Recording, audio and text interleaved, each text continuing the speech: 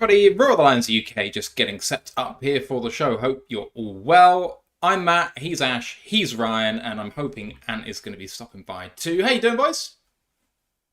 I've had better weeks in sport, let's put it that way. Ryan, you're looking fresh.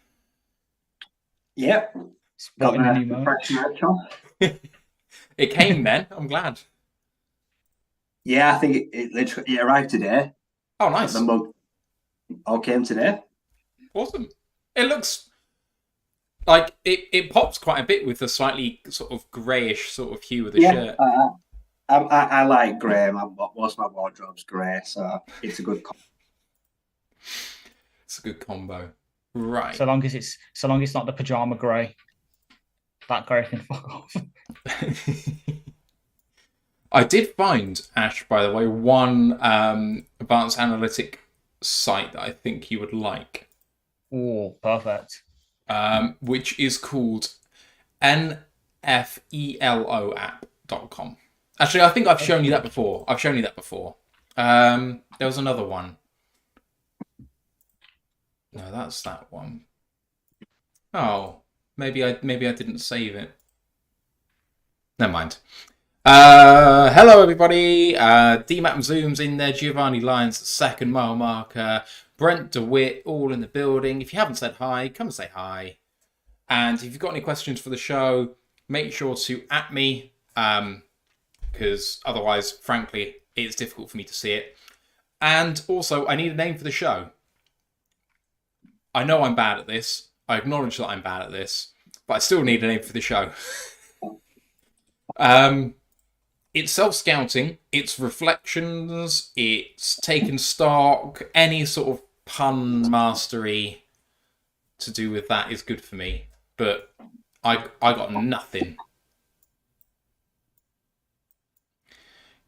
Come on, Ash, you're famous for I know. I'm trying. shit jokes. I'm trying to think.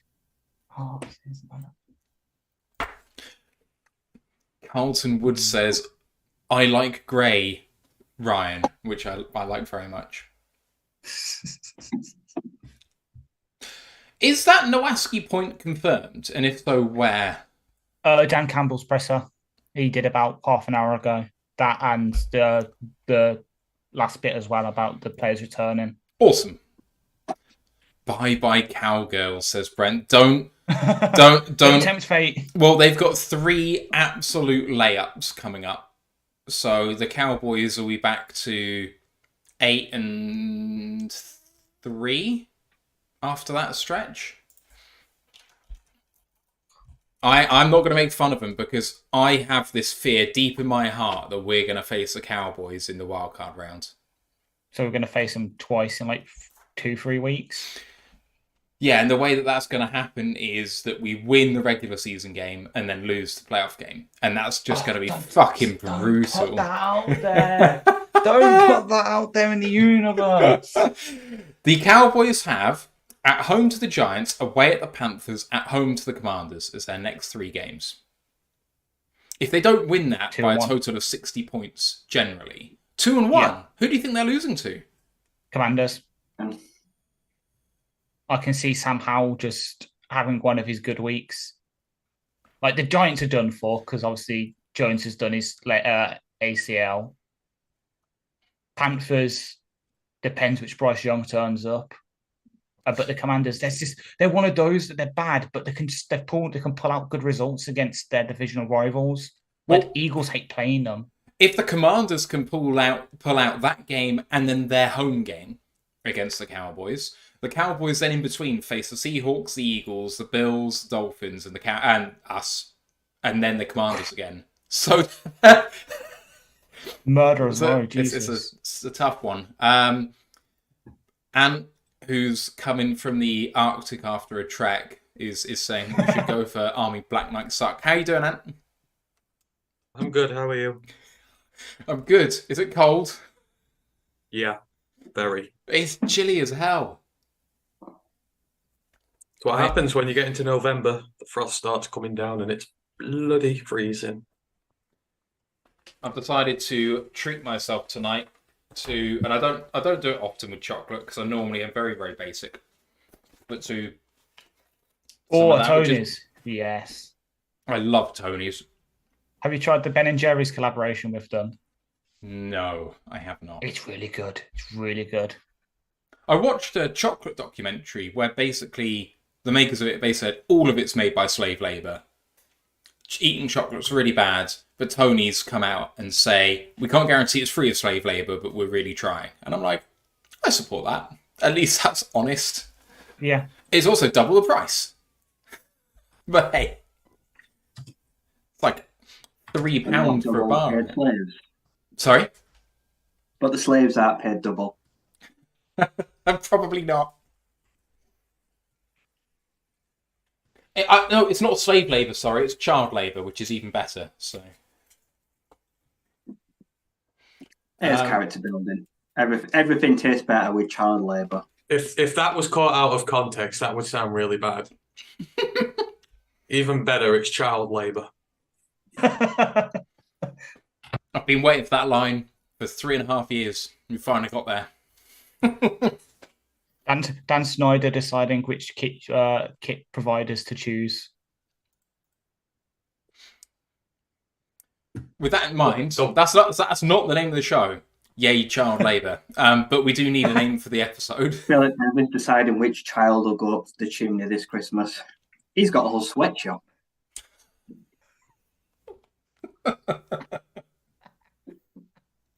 Oh man, Philip Rivers Inc. is just all of his children knitting sweaters. Like, yes, Dad. It's not child labour when they're your kids, though, is it? That's just repaying. So that's the Africans. That was the whole point of the chocolate thing. Was they have really large families, so they have workers. Oh Jesus, it's really sad. Oh, Carlton asks, what did Campbell say about Nowaski? We are going to get there really early in this show. So don't worry about that. I haven't listened to it, but Ash has. Good lad. I saw it. I was like, I know Matt's probably busy. I'll quickly tune in. There was a few little snippets that might be a bit noteworthy, but for the most part, it's just like the usual, like, we need to do better in the red zone and with turnovers and on special teams. He did really highlight that they need to get Leaf going. Got my juices flowing a bit because we all love Leaf on this podcast. We do. We are a pro-Leaf podcast. It's called Hughes Jameson. I've told him. Right. If we have a name for the show, we can get on with this. So, bye to the bye, or let bygones be bygones. Oh, that's exactly. much. I'm scraping the barrel on that. But that's much better than what I had coming. So can we take a shot at the Bears and just say, "Don't sweat, it's only 100 million." Oh, I like that. I like that. Bye week, so may as well take a shot at somebody. Love it. And people wanted us to pay him as well, so it's kind of relevant to us. It's like, yeah, no. I'm paying a second-rate edge rusher $100 million. The thing is, it's not like we even dodged a bullet because there was absolutely no fucking way in hell we were going anywhere close. Yeah. Not for that. Jesus. If you told me that we were signing Sweat to a 3-year, $50 million deal, I would have said you were overpaying. So 4 years, $100 million is taking the fucking piss. I don't like him. I just don't like him as a player. I just think he's a pedestrian for large parts of their games. He tears shit up in a limited fashion. That's a turd. That is what Dan Campbell called a turd. Pedestrian figures on an elite line.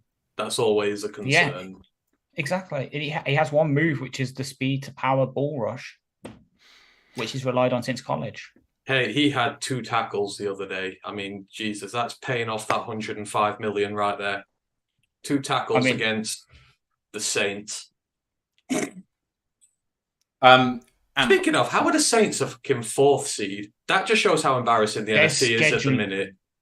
their schedule is like is really it's really easy Well, this year. the reason they're fourth seed is because they're the worst division winner, but also the NFC South is really even, but a shit show. Yeah. I feel like the opposite. I feel like it's North. worse than us. I feel like it's worse than us by virtue of us. Like we drag the NFC North above that shower. Yeah, but our other three teams are collectively worse. Ash is right, though. If you were just about to say that the AFC North is the exact opposite, all of the teams roughly being equal, but are all good. Yeah. That stat about the Steelers' defense being the worst is crazy, because it's like, it is pretty fucking good. The Steelers' defense would be the best defense in the NFC North by far. Oh, God, yeah. And it's the worst. We've got a question in, which I will put in at the end of the show. It's from Manningtown, and I'll leave this with you because we'll come to it maybe as like discussion point at the end. He asks, she asks, they ask, how many pieces away do you think the Lions are from a Super Bowl appearance? So consider that, and we'll come round to it at the end. All right, you guys ready to go? Yep. Okay. Recording in progress. Welcome to another edition of the Royal Lions UK podcast, episode 229. Don't sweat it, it's only $100 million. My name is Matthew Turner alongside Anthony Fitzpatrick, Ryan McCluskey, and Ashley Soden. How you doing, boys? Chilly. But that's why I pulled out the icy white stuff just got off at eBay. It's the perfect time to wear it. Yeah, cold. Cold is the word. It's very chilly. I'm quite cozy. Like I say, I'm used to it up here. Like I say, I'm only about 2 miles down from England's highest town. So Queensbury is not far from me. So yeah, I am very up north. But no, fine. Rocking the new merch for anyone that is interested. 5'9", wearing medium. If anyone wants a size guide, that's all I can tell you. Is it roughly a good fit at that size? Yeah, it's quite snug. Good. Right, let's get on with this. I'm sorry we weren't with you this week with the bye week, but we are here today, and we are taking a look back at the first half of the Lions season. We're going to do some self-scouting. We're going to go through the news. We're then going to take you through the records, and we're going to scout like we would do any opponent coming up this week. And apart from we're having a look at ourselves, we're going to have a talk about what we like overall about the team, what we like and don't like on offense and defense, little wrinkles that we found here and there. We're going to do some mid-season awards, just some shout-outs for who's done well so far. We're going to have a look ahead to the remaining games and have a look at projections for individual players as well. And then we're going to be taking your questions off the air. So if you do want to get some extra time with us, you need to be live with us on YouTube and Twitch. And one of the best ways to find out about when we're going live is by joining our Discord channel. So the link is going in the YouTube and Twitch chats right now. If you haven't joined us there, it's a fantastic place. Oh, that is not the link. Don't follow that. Give me a second. But do come and join us there because it is a really good place to chat with us all week and chat all sports and Lions and whatever. So it'd be great to see you there. College Football Podcast is coming up this week. Boys, it feels like there's never a dull weekend in college football, but another big one in the books. Yeah, there's only 3 weeks left now, so enjoy it while you can. The season's nearly over. But yeah, a lot of good stuff went on this weekend, so we'll be recapping that as always. So yeah, come join us. I don't know when it'll be yet, but it will be at some point. I'm just trying to work it around work. And don't forget to like the show, sub to the podcast, and rate and review and all that good stuff. You know what to do. And add Lions Nation Unite on their Facebook group. It's facebook.com/groups/Lions Nation Unite. That's Herman Moore's project to bring the best in Lions content creators together. And we are Twitch affiliated, YouTube monetized, and there's a tip jar down below. If you want to, if you're enjoying the show and want to show some appreciation in that fashion, it's much appreciated.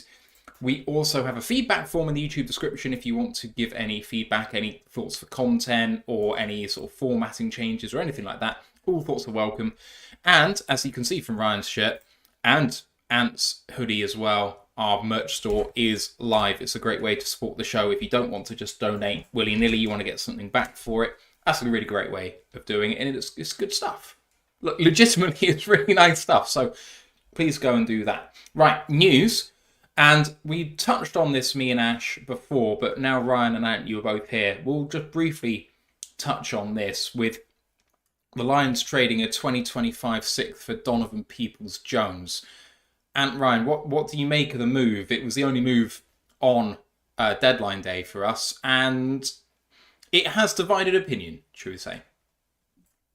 I mean, it's a 6th round pick, really, isn't it? It's late day 3 pick. You need a guy at the receiver room. We are a little light on depth, so why not bring a guy who's familiar with the state? He's a local, he knows the team well, and this is a guy who got good production in the NFL. It's not like he's a scrub, like who's just been going around a ton of teams' practice squads and hasn't done anything. He's been a legitimate pass catcher in the NFL for a bad team and some bad quarterbacks. So I like it. It's an inexpensive move on the 3rd day, and if he lands, you give him a new deal. You've got some really good depth in your wide receiver room. I like it. I love DPJ in the NFL, so yeah, bring him in. All for it. It's okay. It wasn't the position I wanted to move at. It was probably the 3rd position I'd have strengthened. Like I say, he's been good on a bad team. I expect him to hit the ground running. I won't make any excuses for him because I've seen what he can do. So I expect him to come in and instantly try get on the stat sheet. With signing him long term, he's going to have to do a lot to convince me that he's going to get a deal over Josh Reynolds, because you don't keep them both. Like I say, he's coming in, like I say, to try take his spot on the team next year, I feel like. But yeah, he's younger. He's maybe a bit bigger. Like I said, not as good a blocker, but potentially maybe a bit of a flashy receiver. So we'll see. Let's see how quickly he hits the ground running with 2 weeks to get under his belt. And yeah, a lot of people like him because obviously he's got connections to the state and a lot of people are on it. So yeah, it can't be any worse than Trinity Benson. I'd expect it to be a lot better than that trade. I certainly hope so anyway. So yeah, but he's had some time with the team now. He could come out and he could just take this scruff of the neck by a receiver room that, I don't know, flattered to deceive, I think. I say it's been good, but it's not been great. There's something been missing. I think the underrated thing about the move is that, assuming that he does well, whether we re-sign him or not, I think we can potentially get the capital back. And I don't make this statement lightly, because a lot of people like making this statement and they're uninformed. I do think that we're not really in a position to be buyers in free agency, because I think the majority of our free cap space is going to go towards re-signing current players. So letting people go to the open market and get re-signed somewhere is a way of getting capital back. And I wouldn't be surprised if DPJ did quite well here, but not good enough to get a new deal because we pay Reynolds, and then he goes and gets himself a deal which gets us a 6th in 2025 back. That just wouldn't surprise me at all. And we get half a season of depth at X receiver, which we sorely need. Exactly. It's tied to the Marvin move for me in a loose way, in the fact that with Marvin going, we did lose that sort of big body contested catch guy, which is what DPJ is really good at. I think 2 seasons ago he was like 80% contested catch success rate, which is really damn good. And he brings special team stuff. He's returned kicks and punts before, so there's a little bit more depth back there. So if anything happens to Leaf, or if something happens to Craig, we need someone to return a kickoff, he can do that. So it's tied to the Marvin news and the Khalil Dawson news, because obviously he got injured against the Ravens and he was one of our main kick returner. So it's just a correspondence. I liked it last week when we made it and when we were discussing it. Still like it now. Perhaps wasn't as big as high profile as fans, including me, were hoping, but I like the move even more with a week of hindsight. Rest of the news, Lions cut running back Diviner Zigbo, and Scott Daly, the long snapper, goes to IR, which is a real shame. He's had successful surgery, so he'll be back in the off-season, but I think that's probably him done for the season. Not quite sure, but probably. To replace him, Jake McQuaid is back on the practice squad. I think you can safely assume he's going to get 2 elevations and then get signed before the 3rd one. It always seems to be the way. It's a way for us to get him a bit cheaper for 2 games. Can't hurt.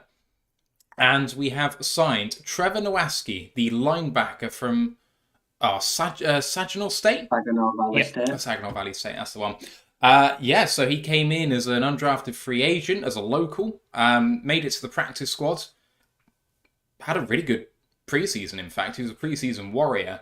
And Dan Campbell, in the last half an hour, has confirmed that he was signed to avoid an unnamed team poaching him to their active roster, which is really interesting. But this being silly season for injuries, it almost doesn't surprise me that someone is scraping the barrel for our practice squad for a 53-man special team linebacker, potentially, with upside to start at some point maybe next year. The other news from Dan Campbell is that Montgomery, Jonah, and Ragnow are all trending towards returning from injury for the Chargers game after having missed the Las Vegas game. Boys, does the Nowaski news surprise you, or is it just it's that time of year? It's a both. I remember when it first came out, I was a bit confused as well. But it kind of makes sense. Like we saw, I'm going to use the Cards example because they've actually been kind of doing that the past year. They signed Josh Woods from us in the past off season, who did the Nowaski kind of role.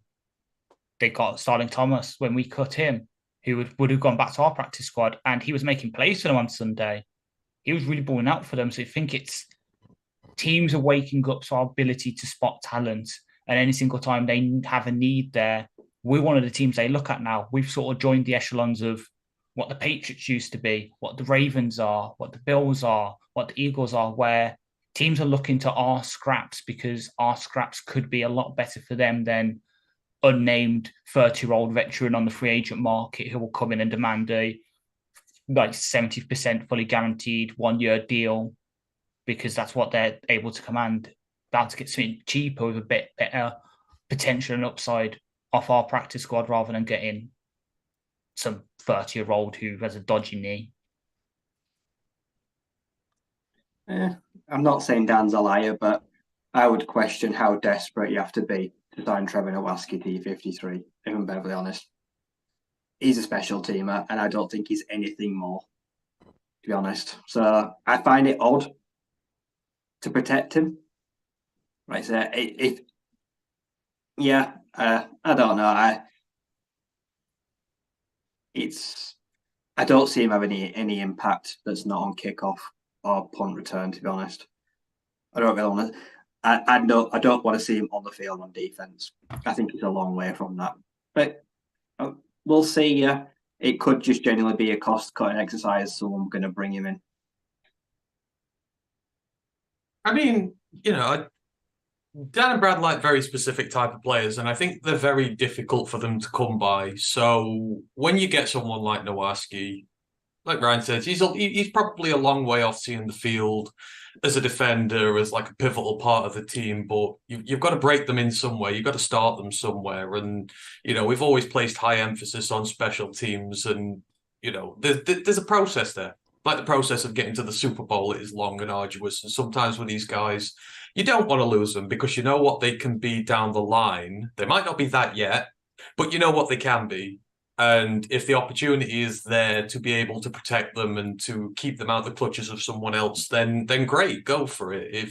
Because it's obvious they like him.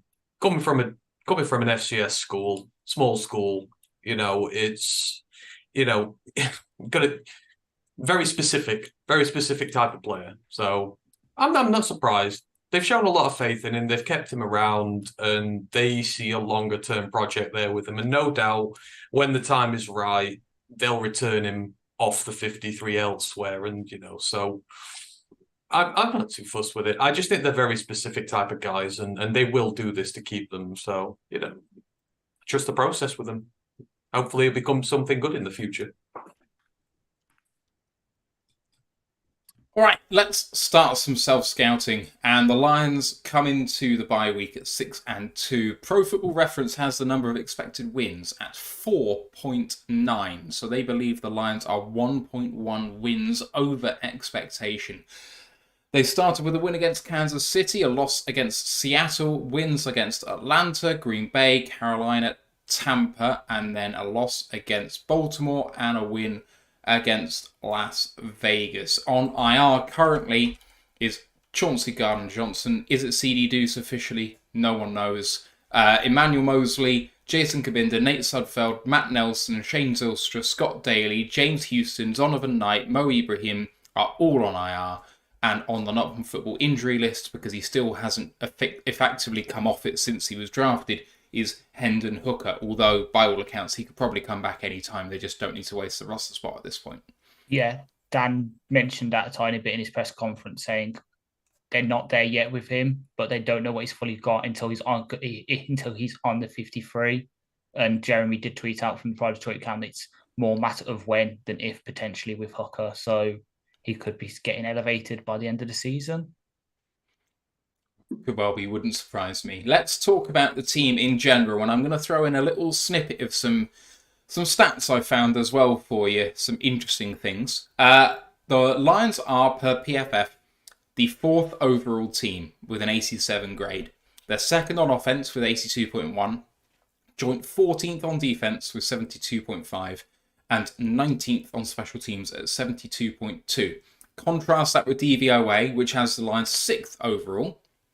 They're 6th on offense, 7th on defense, and 12th on special teams. So despite them ranking us higher in everything apart from offense, we are lower overall by DVOA, but who's counting? Some team tendencies for you. The Lions are 3rd in the NFL in time of possession with 33 minutes, 38 seconds average time of possession per game. So they are doing their opponents that have 7 minutes a game, or have time of possession 7 minutes more than their opponents. They're 3rd in first down 12 personnel percentage. They are 30th in first down shotgun formation. They are 2nd in the single back rate, therefore. We are 31st in average depth of target in the NFL. We are 28th in versus the sticks throws, which means throwing behind the sticks, which is not ideal.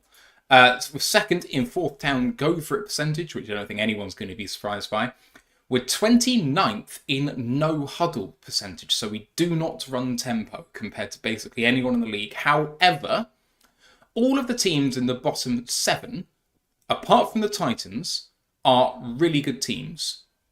Good teams don't need to run no huddle because they're not behind in the last 5 minutes. So I thought that was quite interesting. Goff is number 1 in the NFL in percentage of on-target throws. He's 2nd in play-action attempts, and he is last in numbers of RPO throws. So that's just some rough statistics out there that I thought was pretty general. But all the metrics seem to indicate, apart from the expected wins total, boys, that this team is legitimately good. Even DVOA, which is taking, defense-adjusted metrics into it, still think that this is a really good team. And time of possession would certainly seem to indicate that the team's identity is being followed. As a high level, boys, before we go into the offense and defense in more detail, Ryan, I'll come to you first. What do you think about this team overall? You come in here with 6-2. Do you think that we're good value for 6-2? Are you confident for the rest of the season? How's it making you feel right now? So 6-2 is one game is where I had ahead of where I had us. We essentially are a coin flip away from 7-1, which is fair to say. Get the ball first against Seattle, good chance we win. So that one's very. After seeing what happened yesterday, I feel much better because now I've realised the Ravens are probably the second best team in the NFL. And I feel pretty confident saying that, if not the best. After what they did to Seattle, I can understand now and process a bit better what they did to us. They are properly legit. I am right where we need to be. I know exactly what our weaknesses are. Some of them are similar to last year. The deep ball, is absolutely one of our biggest issues. Like I say, depth of target is bad. Throw behind the sticks is bad. Like I say, the deep shots or whatever, is it like 20, 30 yard air balls? Jared Goff's not high. I know what we are. I know what we aren't. But we are a physical team that wears you down. We do not need tempo. Like I say, we want to use every second of that clock before the ball is snapped. And we want to use a lot of 12 personnel, a lot of multiple tight ends, and we just want to ground and pound. And then when the shots open up, you take them whether they get completed or not. So right now we're doing everything that we need to be.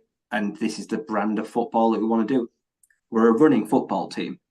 And people don't seem to get that. This is the style. We will run between the tackles on early downs all year. And that's not going to change no matter who we're playing. Like I said, we're not just going to come out and start airing it out, even with the personnel we have or we don't. So that is our brand of football right now, is we want the ball for 40 minutes of the game and we will march up and down the field and we will go for it on multiple fourth downs. I think, is it like 52 fourth down attempts since like 2019 or something? Leads the league. Like, we are pretty much, I'm pretty sure we're first in that category, like last 3.5 years. Pretty much sums us up, really. We are the chancers, we are the gamblers, we roll the dice more than anyone, nearly. And what are your overall thoughts on the season so far? Someone in the chat, probably for me, quite rightly mentioned that we're 6-2 through the hardest part of the schedule. How are you feeling about this team? And I mean, is there anything overall that you want to see us improve on, or that you're really happy with that we've turned a corner from? Just give us some high level thoughts. I'm incredibly content with 6-2. I said at the start of the season that those first 5 were really tough for us in terms of where we were going, who we were playing, and if we came out of that 3-2, 4-1, I'd be a pretty contented chappy. And we came through those first 5 really good. We were 4-1, and I have been really impressed. Not just with the way we've played, but with the way we've bounced back from our setbacks as well. I mean, it's a characteristic of this team now. Like, every time they've sort of been challenged, every time hammer's been dropped on them, they've got back up and they've stood up and they've recovered from it. I mean, the Seattle game was really galling at the start of the season, and mainly because that was our fault, really. Turnovers, boneheaded decisions, stuff like that. But they came back and tanked the Falcons the next week. And then after that, Baltimore, just getting absolutely blown apart. And you know what? I'm with Ryan. I don't mind. I put it out on Twitter today. Every single team in the NFL this year has had a screw up. Even the Eagles messed up big time against the Jets. There's a reason the term any given Sunday exists in the NFL. Because you know what? Sometimes on a Sunday, the other team's just better than you and nothing goes right, and it happens. And we've now seen it twice. We've seen it, especially in the Ravens case, with the Seattle team that went out at the deadline and started buying players like they were candy, like really good ones. They went all in on that team and they still got blown apart worse than we did. So the big part about it was, could we mentally recover from that? And yes, we did. We came out the next week against the Raiders, and that was potentially really tricky because they're one of those teams who can cause you issues. You're at home, there's a lot of pressure on you, and they once again answered every question I think they were asked. So you're sitting at 6-2, you're at the bye, you're about to get healthy. This is, as Dan was saying in his press conference earlier, you want to go into December playing your best ball. December, playing your best ball, that is the goal. The goal before that is to get there and be in contention. If you can get to December and be in contention and be ascending towards your best football, you are in a position to really make a run into the postseason. And, I think we're on track so far. I agree with him that all 3 phases haven't played together as one yet. But the most important thing is all 3 phases have played well. We know they can all play well. We know this offense is still as good as the one last year. The defense, shockingly good, really. We know that can play great. And we know special teams can come in clutch when we need it to. It's just all about bringing it together, and it'll come. It'll come with time. This is still a very young team. Like, people have forgotten that, and we lost a lot of the vets we bought in. They've not even seen the field for us. Mosley, barely seen. CJ, barely seen. So there's still a lot of the young guys out there, and it's a growth process. So it's coming to the bye, 6-2, in a good vein of form, off a big win on Monday Night Football, under a lot of pressure. I'm really happy with where we're at, and that's not saying that there isn't improvement to be made. Of course there is, but overall, I love where we're at. I love where this team's at. I love how it's playing, and I love the direction we're trending in. And I'm glad that they didn't push the boat out on trades. I'm glad that Brad and Dan are still sticking to the process. Might be a long one, but when we get there, it'll be worth it. Ash, your thoughts? Yeah, I completely agree. It shocked me a bit, the expected win-loss in a way, because aside from that Seattle game and the Baltimore game, I think we were pretty much on top for majority of the other games. Like Kansas City was a bit back and forth, but then headed into that sort of second half, we really put it down and limited the score. And the rest of the time, we were just dominating. So unless they really value those losses, and then the other ones add up to about like 1.1 losses, which kind of makes sense in a way. It's so basically the formula, I think, is adding 0.2 or 0.3 for all the other games, and then is adding a 0.8 of a loss when we were 6 points down to the Chiefs with 8 minutes to go in the game. I think they're marking that down as a majority of a loss. That's it. An asterisk has got to null it down, hasn't it? Those asterisks are worth at least -1. So. But legitimately, we were actually behind in the game for a large portion of the game. We only led when Montgomery scored the final touchdown. We didn't... Oh, no, we led. We scored the first touchdown. Sorry, my bad. But we were behind for the majority of the game. That's the point. Fair. But yeah, and then looking at some of those advanced stats, which I love that I'm slowly warping back to my twisted look at all the stats kind of point of view. I'm loving this new advanced stats. It's great. It's pointing a lot of how our offense works, which is perhaps... It's part of the reason maybe JMO isn't fully living up to his potential yet. It's because he's a big, deep threat guy, so also go deep, get one-on-one coverage, test it kind of thing, and burn past them. He can probably get there in the NFL as a sort of more like, and I'm going to use Leaf as an example because he's been the elite separator in the NFL for the past 3 seasons because of his speed, but gets that kind of receiver where he can use his speed in the short to intermediate game, but where we actually target. Because for us, it is throw it in safe, reliable, on-target throws, and then the receivers get the yards after the catch. That's the reason we're so low on ADOT, 28th in versus the 6 throws on first downs, is because we are relying on Amon-Ra, Leaf, Gibbs, the past couple of games, getting the ball in space against a mismatch against a linebacker or safety and letting them go to work. Perhaps that's something that needs to change in the second half of the season, where we in the easier side of the schedule, where we can maybe start experimenting a bit more with hitting throws deep, because there's going to be times in the playoffs or against Cowboys or potentially the Vikings where we might have to sort of go deep a bit more often. We might have to push the ball because they're taking away the underneath stuff. But for the most part, it's working. Third in time possession, we said, like second in play action yards, last in RPO throws. If we start throwing a bit few more RPOs in there, challenging the linebackers even more. Because imagine a sort of, even a basic RPO where it's either Goff hands the ball off to Gibbs on an outside zone, or he hits Amon-Ra over on a quick slant over the middle.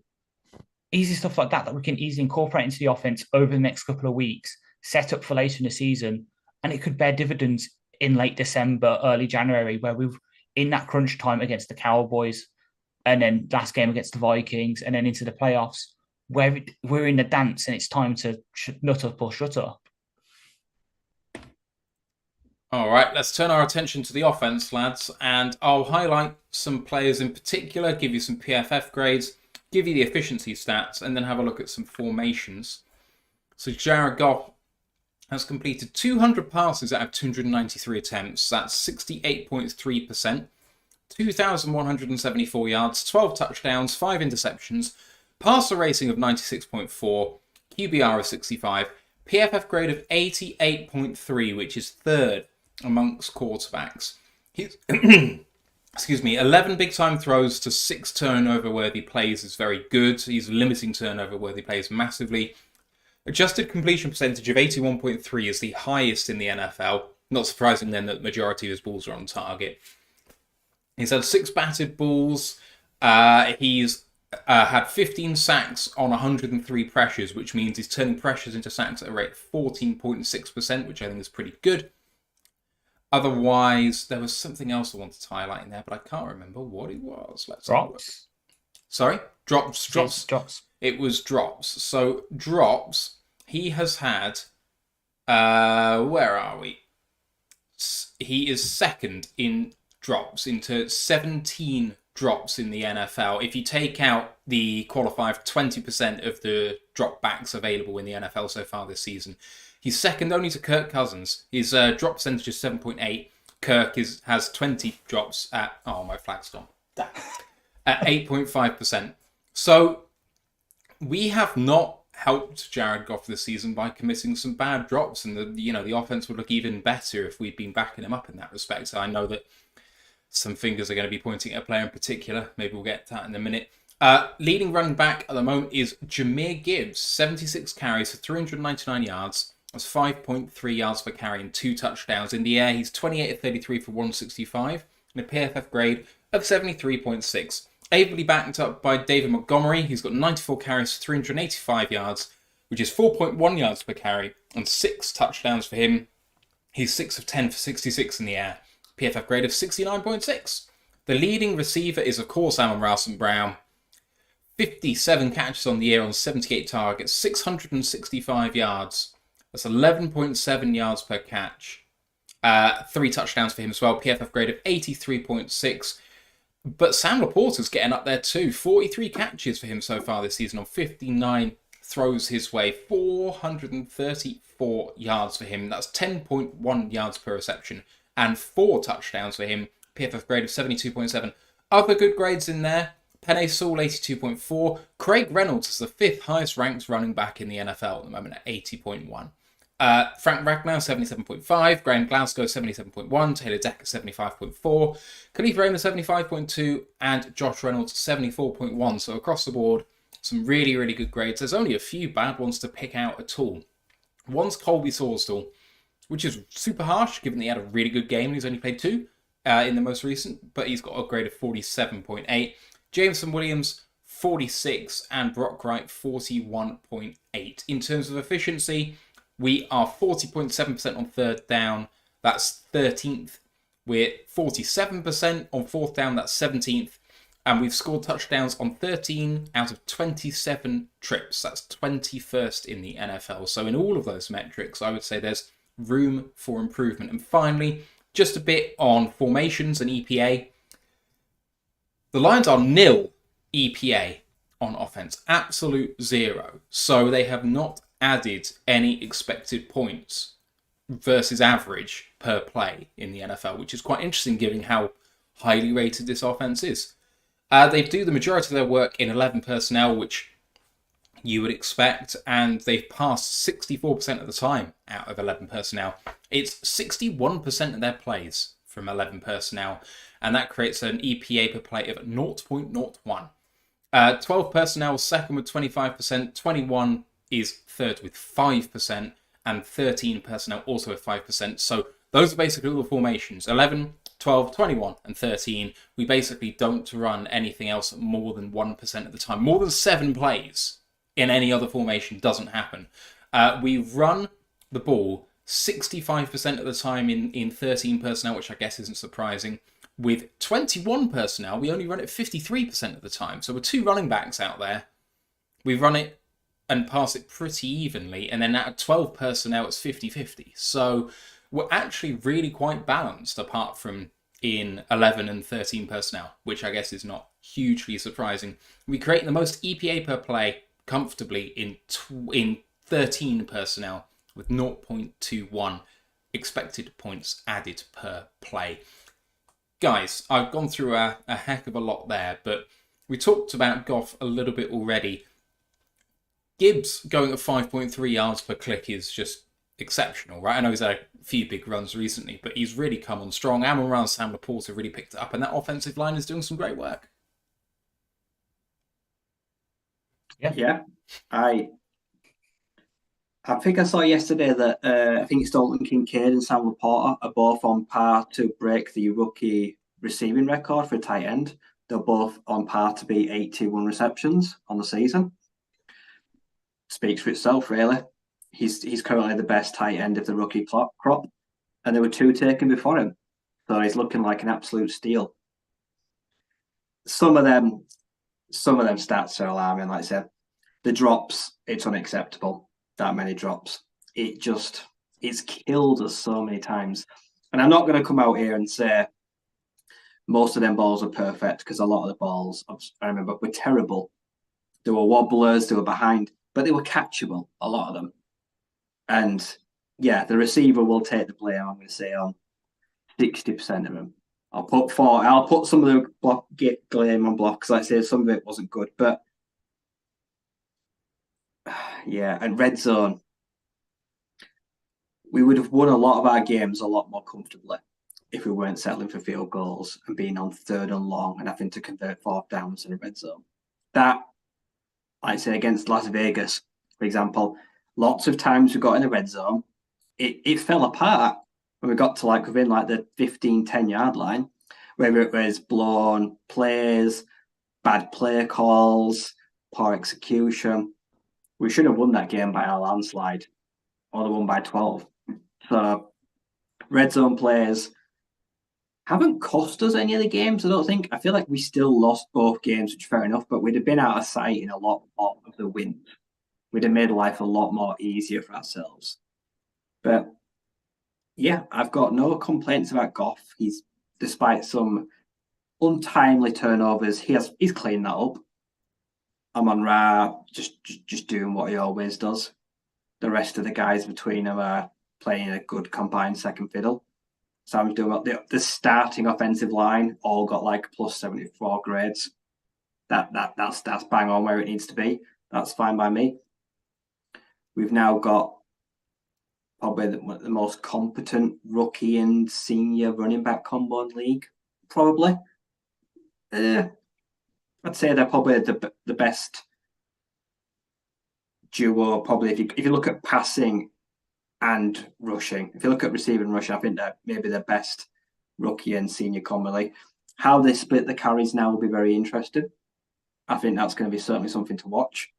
I feel like Montgomery obviously got the good contract. I feel like he's gonna get his workload back, but by the end of the year, I expect Jahmyr Gibbs to be the guy, because he was taken 12 overall. He's the guy. He's the future.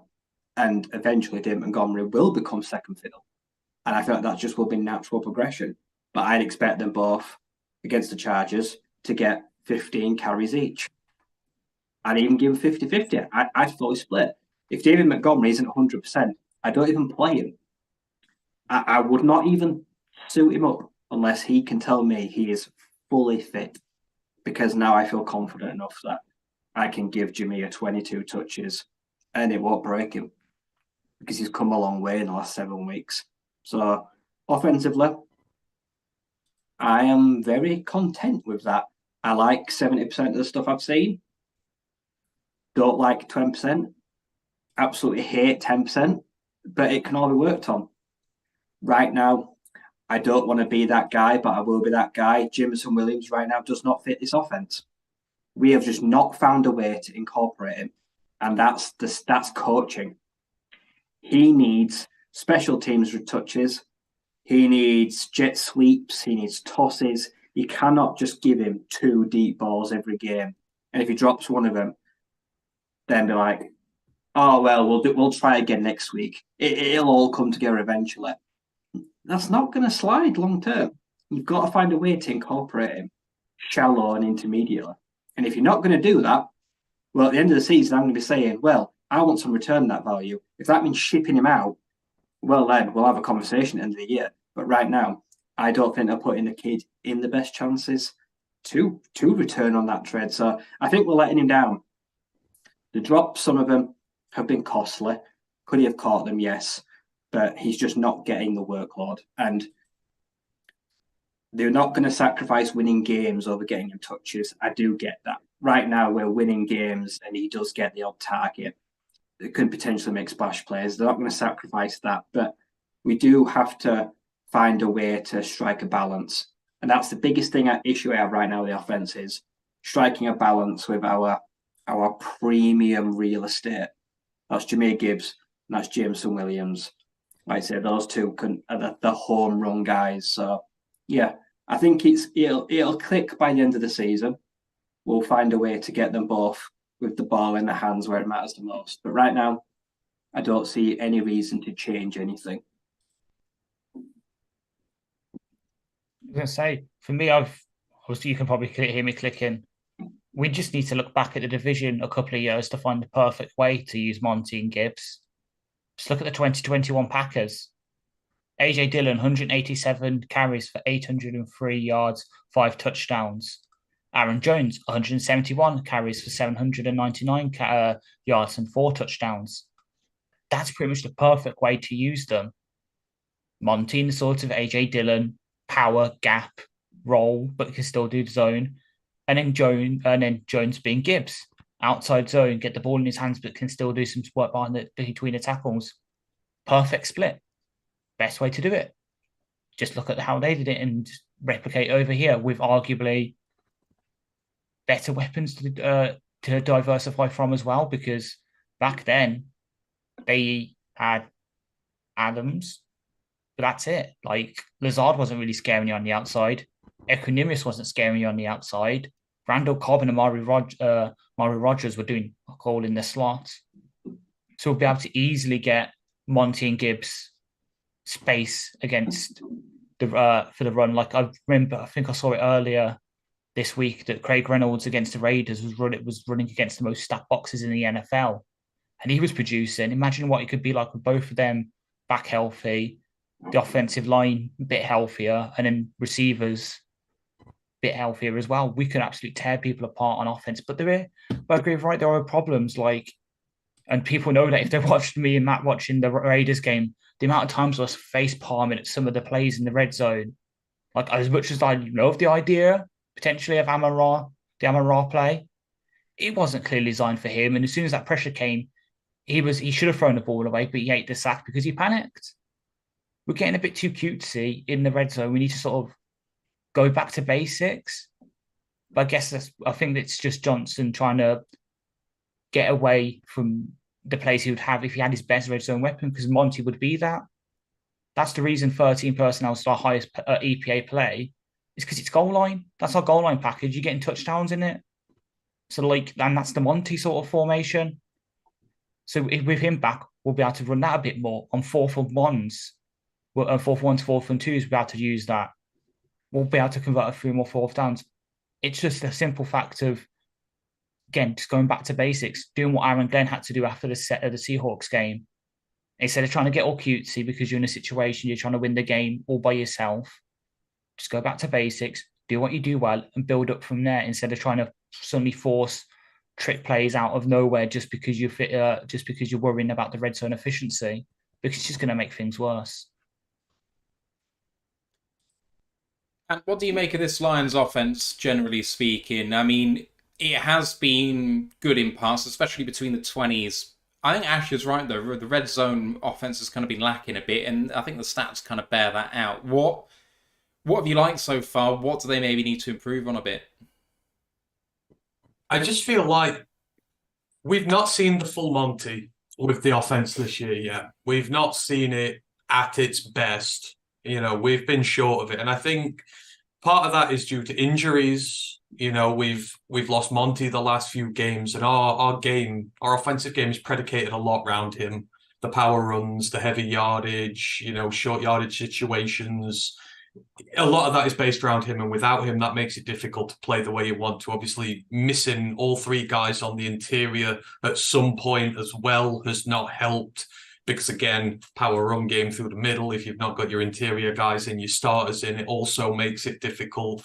So I think it's partly down to that, and partly, as has already been said, I think they've been way too adventurous with some of these calls. Sometimes the best offenses are the most simple offenses, and there's been so many attempts at trick plays which have been by getting too cutesy, these issues, and it's just it's really killed drives. And at no point, apart from outside of a little section in the Carolina game where we start putting points down, we've not really dropped the hammer on somebody like score after score after score after score after score. You know, like last year, we racked up points. I mean, in fairness, opposition teams were keeping up with us quite quick, but you just don't feel like it's reached top gear yet. And it's a little bit on injuries. It's a little bit on coaching. Obviously, we are putting up some decent points. We're getting good performances out there individually, but I think schematically, I think we struggle to have a plan B. I think we got a really good plan A when Monty and the offensive line are healthy. I question whether we've got a good plan B when we don't, because it does seem like we are struggling a little bit and we are having to rely on good defensive stops to give us good field position or good special teams plays to help us out. And so I don't want to use the term underwhelmed with the offense. I just don't think we haven't seen it at its best yet. And hopefully now, with everyone healthy, like Dan said, you've got to play complementary football. And while individually, Laporte has been great, Amon-Ra's just like a super stud at this point. Penne's been great. Goff has been really good. But we need to see it sort of all come together into more complete offensive performances from the team. So there's a lot to work on from both the coaches and from the personnel point of view. But we're getting healthy now. So I'm hoping with the health right, the coaches get it right, we're going to see a lot more points being scored. Like we're going to the Chargers. Chargers are the Chargers, but they can put 40 down on you on any given day. So you want to go there and you want your offense to be figuring itself out and getting there. Because those are the kind of games you're going to need it. Defense ain't going to be able to step up every single game for us, as we've seen with the Ravens. So, yeah, I enjoy individually a lot of what I've seen, but I remain patiently waiting for the main show. I'm yet to be fully delighted by it. Right, let's take our attention to the defense, and statistical leaders on defense were led in tackles by Alex Anzalone. 4 passes defended, 3 sacks, 57 tackles, 5 tackles for loss, 6 quarterback hits, and a PFF grade of 72.6. Led in sacks by Aiden Hutchinson, but only just. He's got an interception, 4 passes defended, and a forced fumble with 2 fumble recoveries. 4.5 sacks, 23 tackles, 4 tackles for loss, 10 quarterback hits, and a PFF grade of 90 flat. Best cornerback so far statistically in terms of interceptions is Jerry Jacobs. He's got 3 alongside 5 passes defended. 33 tackles, a tackle for a loss, a quarterback hit, and a PFF grade of 65.7. Other good grades in there. The leading man in the clubhouse is Aleem McNeil. He's got a grade of 84.6 and he's got 4 sacks, which is only half a sack behind Aiden Hutchinson. Otherwise, there is also Brian Branch, who's got a 77.5, Ifeatu Melifonwu, 75.8, Romeo Okwara, 71.5, Chauncey Gardner-Johnson, 70.7, Isaiah Buggs, 69.3, and Tracy Walker, 66.2. Some of the worst grades in there is Will Harris with a 47 flat, Jack Campbell, 46.3, and Benito Jones with a 43.8.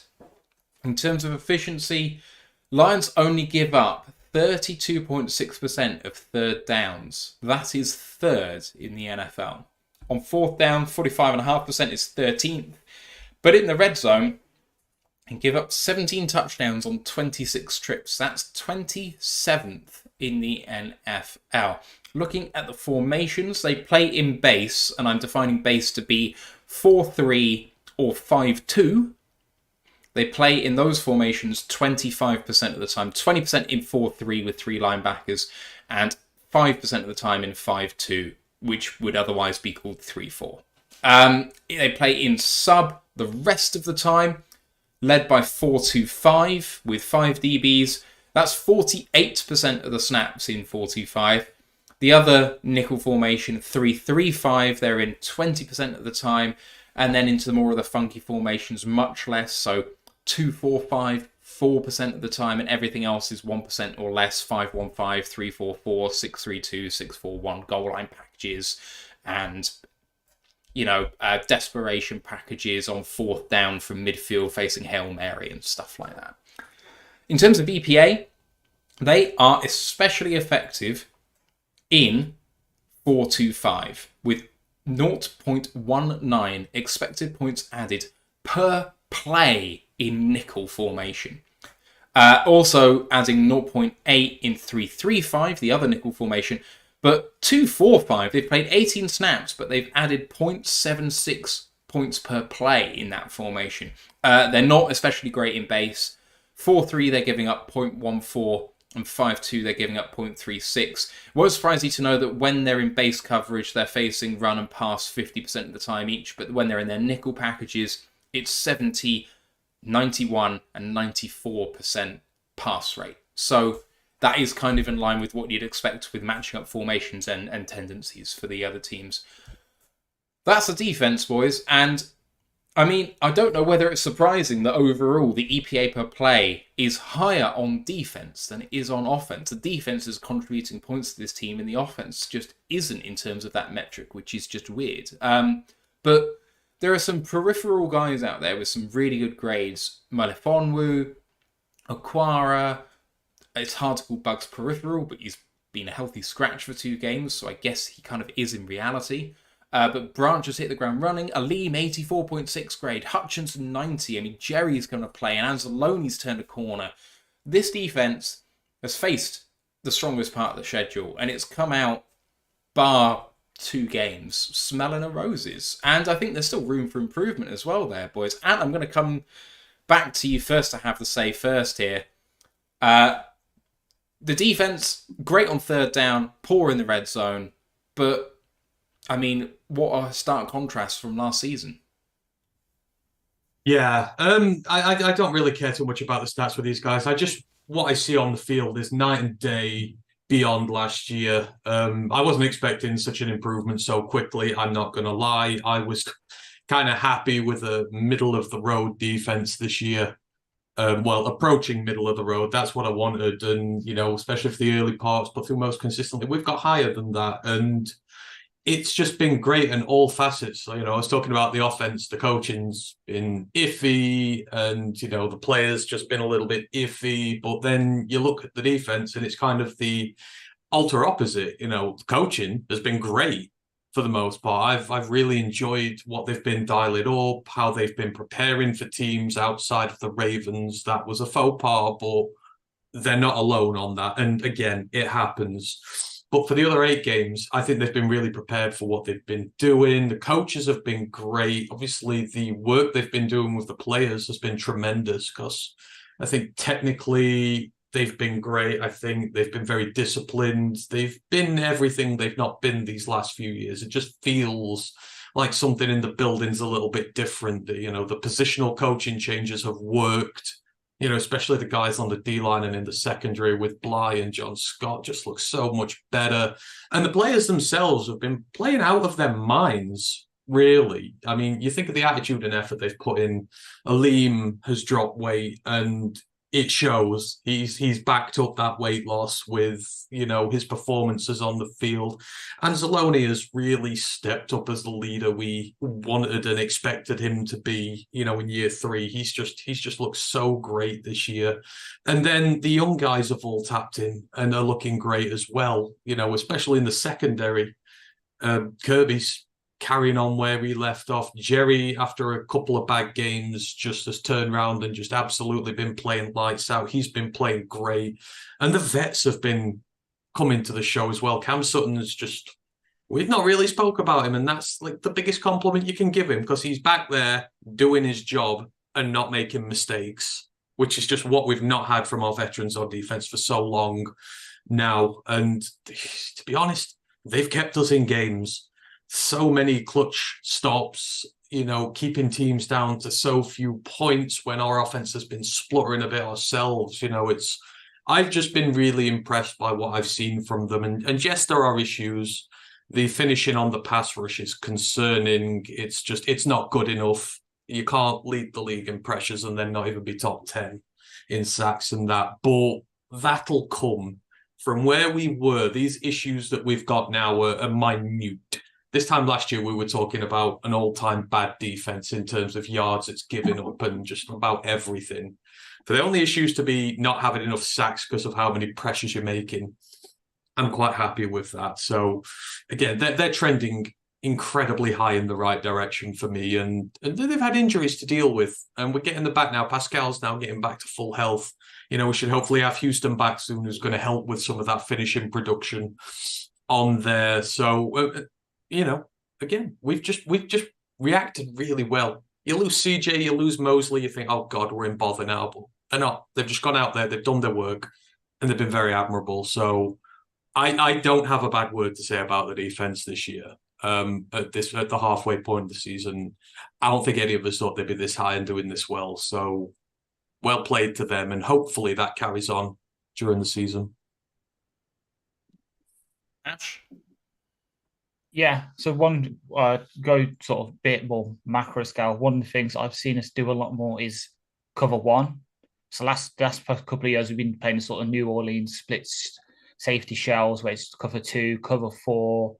Both safeties sort of played 3 in box depending on the situation, doing a bit of everything. This season it's been a lot more single high with Kirby or CJGJ, with Walker, CJGJ, all these playing sort of more in the box against the run. And it's worked. So I know in the YouTube chat that Kneecap Biting with the Motor City Lions says the same. Just look at the pick that Kirby had against Jimmy G. Single high. Jimmy G sees the sort of double move and doesn't see Kirby. And Kirby's easy just goes step back. That's mine. Right off. That's my pick. And then admittedly foolishly took out the end zone when he should have just knelt down for the touchback. But can't be perfect. He's still a second-year player. He'll learn. It's just excitement. But yeah, just the little schematic changes we've made over the past 2 years just to put the best in our players. So obviously going from first year to second year, changing from an odd front to even halfway through last season, changing Hutch over from the big end to the rush end so you can use his stand-up a bit more where he's better. This season, changing the coverage on the back end, going from a lot of man-heavy, cover 2, cover 4, as I said, to more zone concepts and cover 1, cover 3 that puts our players in better positions.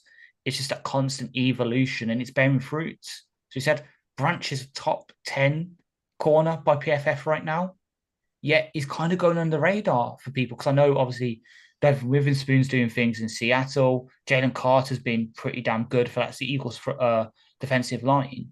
But Branch, because he's missed a couple of games and Lions haven't really been up there since the Ravens game, but he's going under the radar. If it comes up by the end of the year that he's still that top 10, Papers gets another pick, a couple of forced fumbles, and we make the playoffs, we can attribute him being drafted as like the sort of final and the Sonic Cam Sutton as those final pieces in the secondary. So we suddenly went from having Jeff Okuda, Manuel Aurier, Mike Hughes, Will Harris, our lad, to playing them and them kind of having good games. Like obviously everyone, so Okuda last year against the Cowboys is probably his best game he's going to play in the pros. He was absolutely great at that, but they weren't consistent. Sutton is consistent. Even when he has bad games, it's not really noticeable. Branch just elite. Jerry's really steps up the plate from being someone I thought, oh yeah, that's a cornerback 3. When Mosley's fit, he'll probably take his place and Jerry's a good first man off the bench. He's an easy cornerback 2 in this league now, no doubt about it. And the other piece is a Campbell, okay, yeah, low PFF grade, but number 1 linebacker's hard to transition to. Number 2, we've been putting him here, there, and everywhere. 1 week he's at off ball. The next week we're lining him up as a Sam linebacker with his hands in the dirt, pass rushing. It's going to be hard for him to transition until we can finally get him locked in that off ball role. Yeah, it's going to be bad, and everyone's going to be like, this is why you don't take a linebacker in the first round instead of actually looking at things. I'm really happy with this defense, and hopefully it can continue. We could just get a few more pieces back healthy and just keep going. Brian, do you think that that's the difference here? You know, that we've kind of changed the schematics of things. We've kind of gone a bit more zone heavy, as Ashley's been talking about, and that's brought about the uptick in fortunes? Or do you think there's a bit more to it? Do you think there's luck involved? Give us your thoughts on this defense.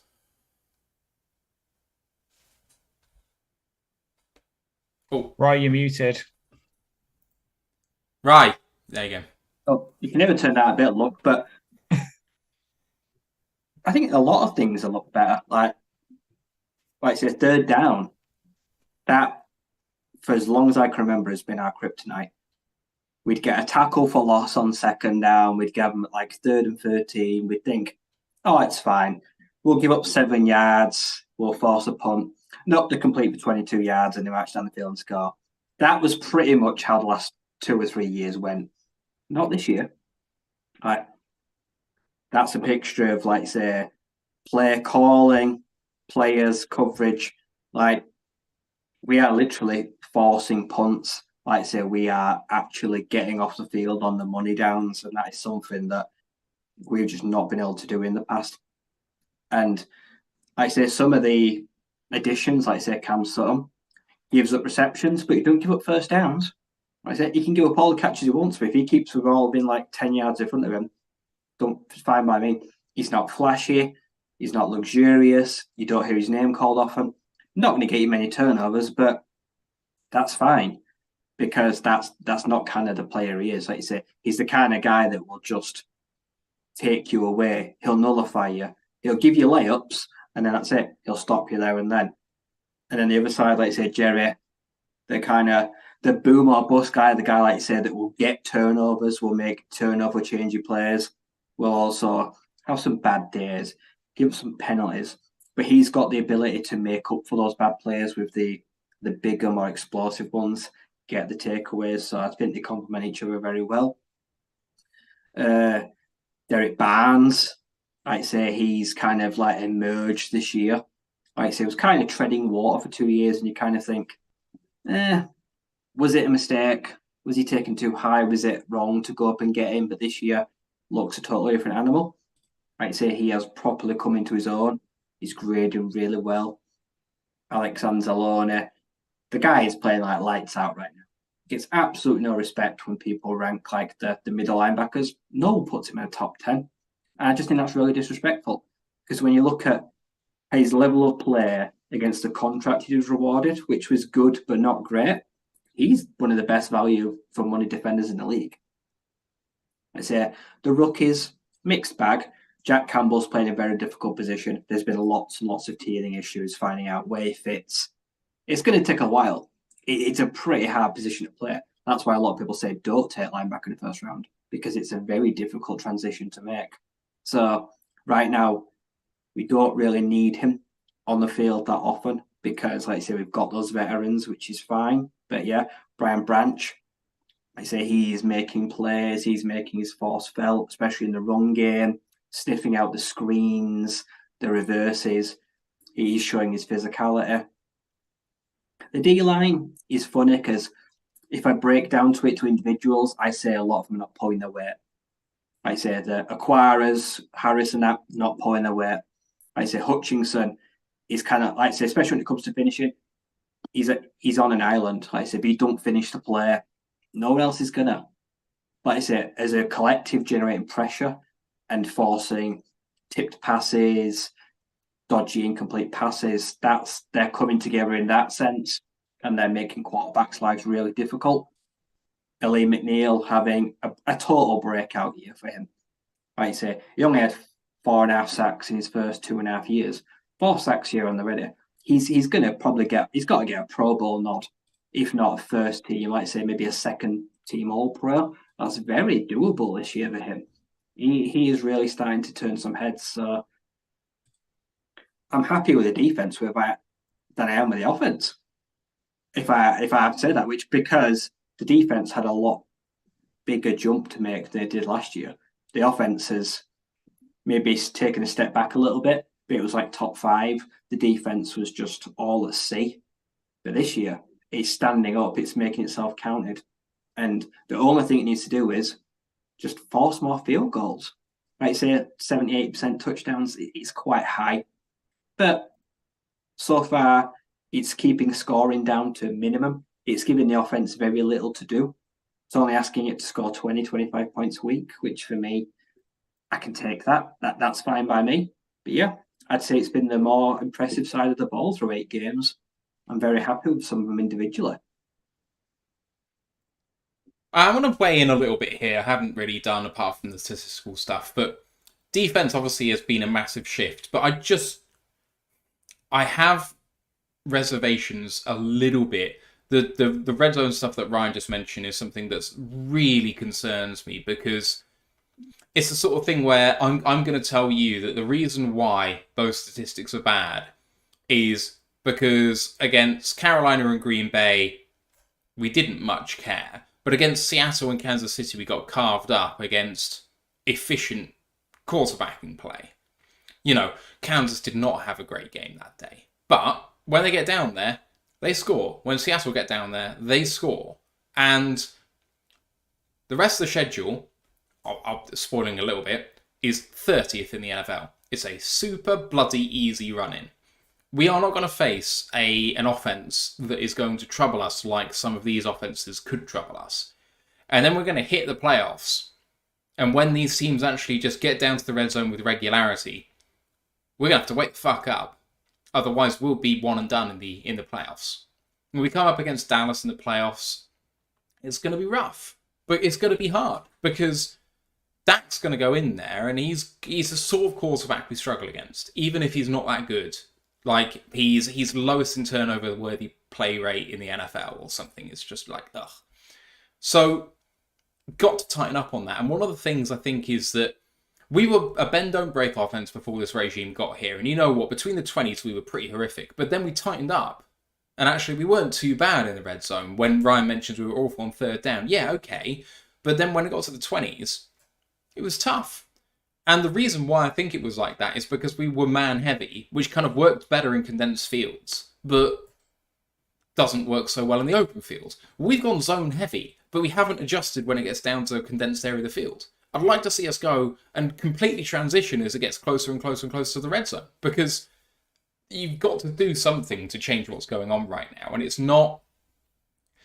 the sort of thing which is going to rule you out of going deep in the playoffs, is that specific stat, because the good teams will get to the red zone, and how you play that really is going to define your season. So let's see what happens with that. Other little stuff is just like true number one wide receivers making double moves, making some of our cornerbacks look a bit iffy, and that's going to happen, but it still has been glaringly horrible to watch a few times this year, and I'm just kind of worried about the CD Lambs of this world going up against Cam Sutton, because I don't like that matchup for us particularly. He's on an absolute tear this season. There's other guys as well that I'm just a bit worried about.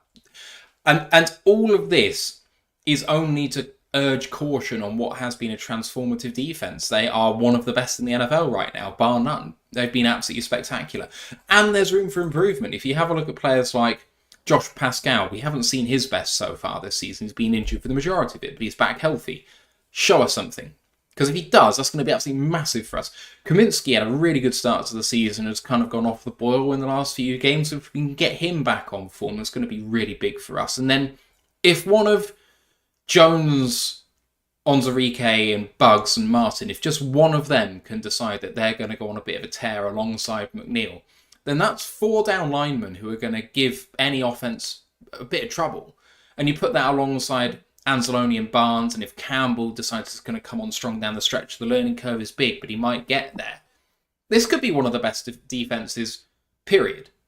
For the whole season, we have a look at how good the Ravens are, sure, and the Eagles and whatever, but I think we can hang, and all we need to do is just go up a little bit from where we are. So, schematic play, adjustments in different areas of the field, it's just stuff to work on for me, but I'm super impressed with what we've done. I think Ant hit the nail on the head talking about coaching staff changes and what it's meant to us, along with the schematic changes that Ash was talking about.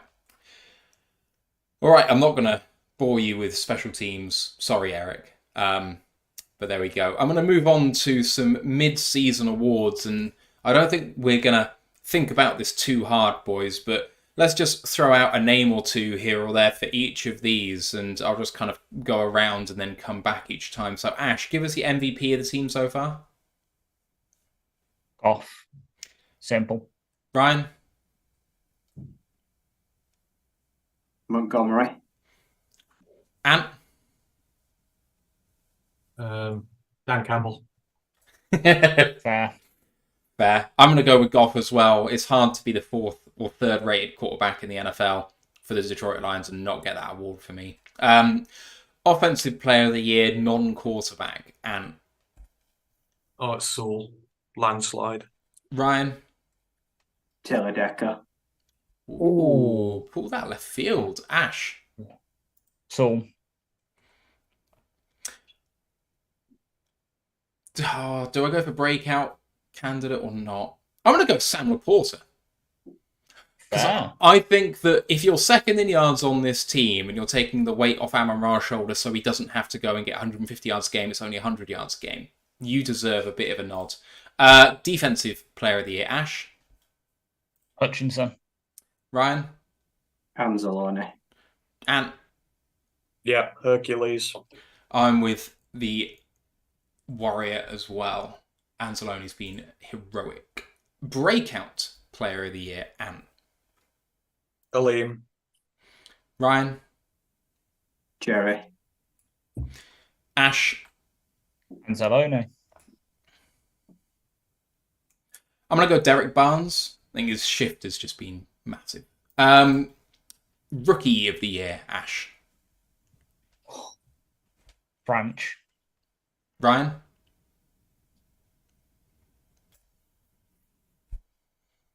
Laporta. Ant. Branch. I know I picked Laporta for Offensive Player of the Year, but I'll go Gibbs just because of what he did. Because of what he did in relief. Like, we could not have won those games without him, because without the run game, well, we could have done. We did it against Tampa, but like it would have been really tough. I think it's really silly that we've gone for 4 different Rookie of the Year players. That's ridiculous. Comeback Player of the Year. Where did I finish last time? What do you define comeback? Comeback Player of the Year. Last year? Whatever you want it to be. It's not that it. different from Breakout, I guess, really, is it? But maybe had some adversity last year or whatever you want. Ash, what do you think? Josh Reynolds. Dude, people thought he was going to be gone at the end of camp, and he's been pretty damn good. Like, especially through those first 5-6 games of the season where every single pass he caught went for first down or touchdown. That dude has been a consistent wide receiver for us. Ryan? Oh, easy. It's Tracy Walker. And Yeah, Tracy. yeah, I'm with Tracy as well. I mean, sit out entire of last year, then not even be a starter coming in, and Chauncey goes down. What an impact he's had on this team. Is Coach of the Year even a question here, Ant? Don't know. I think there's a lot of people who could be. It's Glenn. With all the pressure on his shoulders this year, definitely on a hot seat. The job he's done is tremendous. So for me, that's very easy. It's Glenn. Ryan? Who was the safeties coach that was promoted to DB's coach? Brian Duker. Ryan Duker. Ash? Hank. Like, he's made our seeker a decent starter. We've had all those injuries again, and we've still been able to run and protect Goff. So for me, it's Hank. Yeah, I'm going to go Aaron Glenn as well. Biggest shift in the team, biggest impact. Right, there are some mid-season awards, but of course we'll do our end of the season award show sometime in mid-February, maybe. So do check us out for that as we get suited and booted for the big day. That'll be our 4th? 3rd? I can't count. 4th award show. It's going to be good. Can't wait. Right, second half of the season projections, guys. So I'm going to run down the games that we got coming up. Maybe some brief thoughts on each one, expectations, and then we're going to talk about specific players. So people maybe that have or haven't been performing and what you think might change with them. Anything that just kind of comes to mind with you. The notes that we have for this one from someone was just saying whether they're rookie, depth, injury, who's fighting for their place and needs to have a big second half of the year. Anything that you want it to be, basically. But we're going to start at the Chargers this coming Sunday, and I'm going to skip over that because Thursday we're going to have our preview show. So, moving down after at Chargers is versus Chicago Bears. Guys, and thoughts on the Bears so far this season and, what we should be expecting from that very briefly? An absolutely dominant landslide win in which we pile drive them so far into the ground that no one will be able to find them for a week. That is what I expect from that game. They are a poor-ass team. They have had an easy schedule in which they have struggled. Their quarterback, well, it doesn't matter which they've got, turns it over God knows how many times. They're turnover machines. The running game is not going. The offensive line's awful. That is where, if the offense is going to come to life and start laying some pastings down on somebody, that's where I expect it to. I think they're a really poor team, and they're going to be at the basement, and they're going to be fighting for the number 1 pick this year. I don't want to see any hint of them winning that game. So, a nail-biting victory, Brian. Ryan? They're ravaged of injuries. That will be Justin Fields' first game back, because I'm pretty sure he's not playing on Sunday. It'll be Badgent again. So I reckon Justin Fields' first game back, that's not good for him. Let's put it that way. Our offensive line is back. We're healthy. They're not. I want it to be a bloodbath. I want to go out there. I want to see Justin Fields, lifeless corpse, head on a spike at end of full time when we beat them by 21 points plus. First arse whooping of the season is going to be opened. Ash? I'll get their one highlight player to tweet about for the next couple of weeks. But yeah, I'm expecting just them to come in to get torn apart in the Lions' den. Yeah, we need to make a statement. And, if that game runs close, it's going to give our opponents for the division hope. Like, if we can't turn them over significantly, the Vikings are going to look at it. Somehow they are still in this fight. I can't even believe that they are at this point, but we face them twice still. Like, if we get down to week 16 and Minnesota are in it, it's in their hands, which is scary. We need to be done by week 15. So it starts with the Chargers, but after that with this game, and we need to win by at least 3 scores. That's where I'm at. Ash, going to come back down with you. Versus Green Bay is next up. Throwbacks. It's throwback week, baby. Absolutely beautiful uniforms for us to watch on Thanksgiving TV.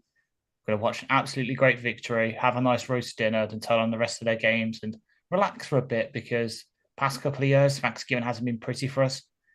This year, it's going to be different. It's going to be a nice, relaxing, warm Thursday night. Ryan? I don't know. It'll be. They'll make life difficult for us. We will win, but I've seen some individual things. Like I said, that they're still plucky. Like I said, it's the one game of the season they'll probably circle on the calendar that they'll always be up for. Like I say, also it's going to be Thanksgiving, isn't it? So there's always that added little extra spice to it. I think that's going to be a good game. I think they'll give us a good go, but I think we'll eke out the win, and then we'll enjoy some. Well, they'll enjoy some nice turkey. And usually I'm pretty respectful of the Packers, but after what we did to them at Lambeau and seeing how much Fields Love is struggling. I mean, he's coming to Ford Field. It's going to be raucous. He's not going to be able to hear himself think. He's going to have a headache for days after this. I think we'll take them to bits.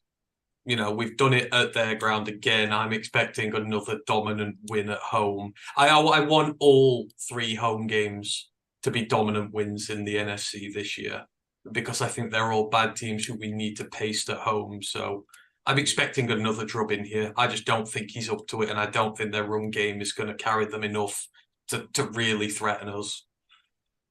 I'm absolutely 100% with Ant. We need to paste them. They are so bad. They were utterly dominated yesterday by an awful Rams team. The Rams defense is genuinely good. Arkell Witherspoon and Aaron Donald just putting on a clinic. But they managed to do just enough to beat Brett Rippin-led offense. Like, they were awful yesterday. Like, really bad. I was legitimately watching them going, I think the Bears are better. I do think the Bears are better. So that tells you everything you need to know, given what we just said about Bears. Lions by 20. And come back down the line with you at the Saints. You have some strong takes about the Saints. And I'd like to think I've been proven right about them. I think they're completely and utterly fraudulent this year. They struggled big time against the Bears yesterday in the Dome. You know, it's this intimidating place where the noise is so loud and they're always a good team. No, Chicago would have won that game if it wasn't for the turnovers and, you know, facing a Division II rookie quarterback. They looked poor. The defense looked poor. The offense doesn't look like it normally is. We have absolutely nothing to be scared about by going to the Dome. Not like previous years. This is a bad team, a fraudulent team in a poor division. That said, this is one of the banana skins where you can trip up because Carr is a good quarterback and Kamara can put 150 down on you if you're not at the races. But again, I think this is the kind of... We need a statement road win. You know, I know we've had the Chiefs and the Packers, but we need another one. And I think this will be... I think we'll win. I think it will be narrow.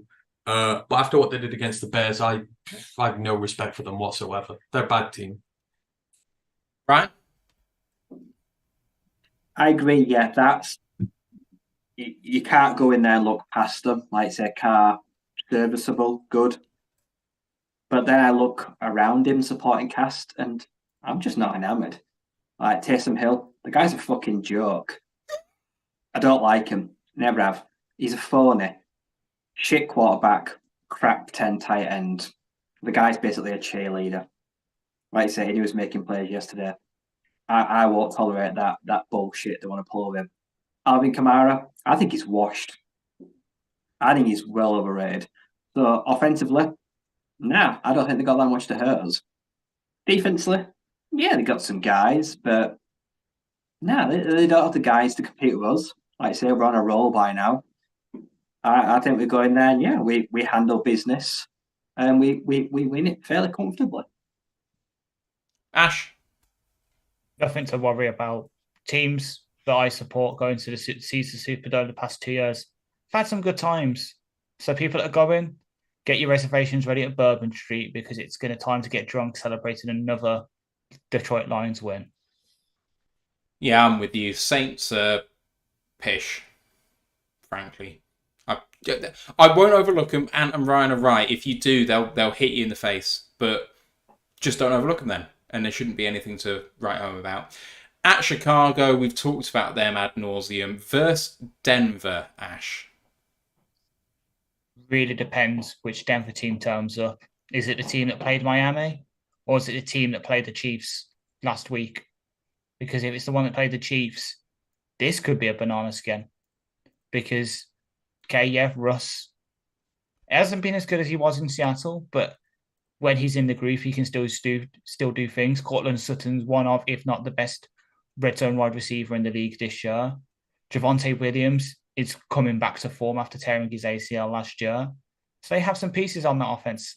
And then the defense, rebuilding, but they've still got some pieces there. So this could be the major banana skin. But at the same time, which bet it's one of those where, like, yeah, it could be a banana skin, but we've got the talent differential now to win those kind of games where if we don't overlook it, if we come in with the right mindset, should be a walk in the park.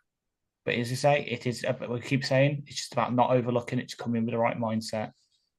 Ryan, you've been one of the bigger Denver supporters, I think, this year. Not supporters, but backers. I think Denver are just a weird dark horse. Like, they just are really frustrating. Their D will slow us down. I think their D will frustrate us in the red zone, could hold us to field goals. But their O-line is like Swiss cheese. It is utter garbage. It hangs out every person to dry, and it is literally just 5 turnstiles. It's like Leeds train station, like when they forget to close all the gates. We are going to absolutely just have fun and tee off on Russell Wilson. And I cannot stand that fucking little douchebag. I want to literally smash his face on the floor. Honestly, I hate him. One of the biggest fans in the league. We will win a low-scoring, gritting because we will annihilate them on offense, on their offensive line. RD will stop theirs more than they stop us.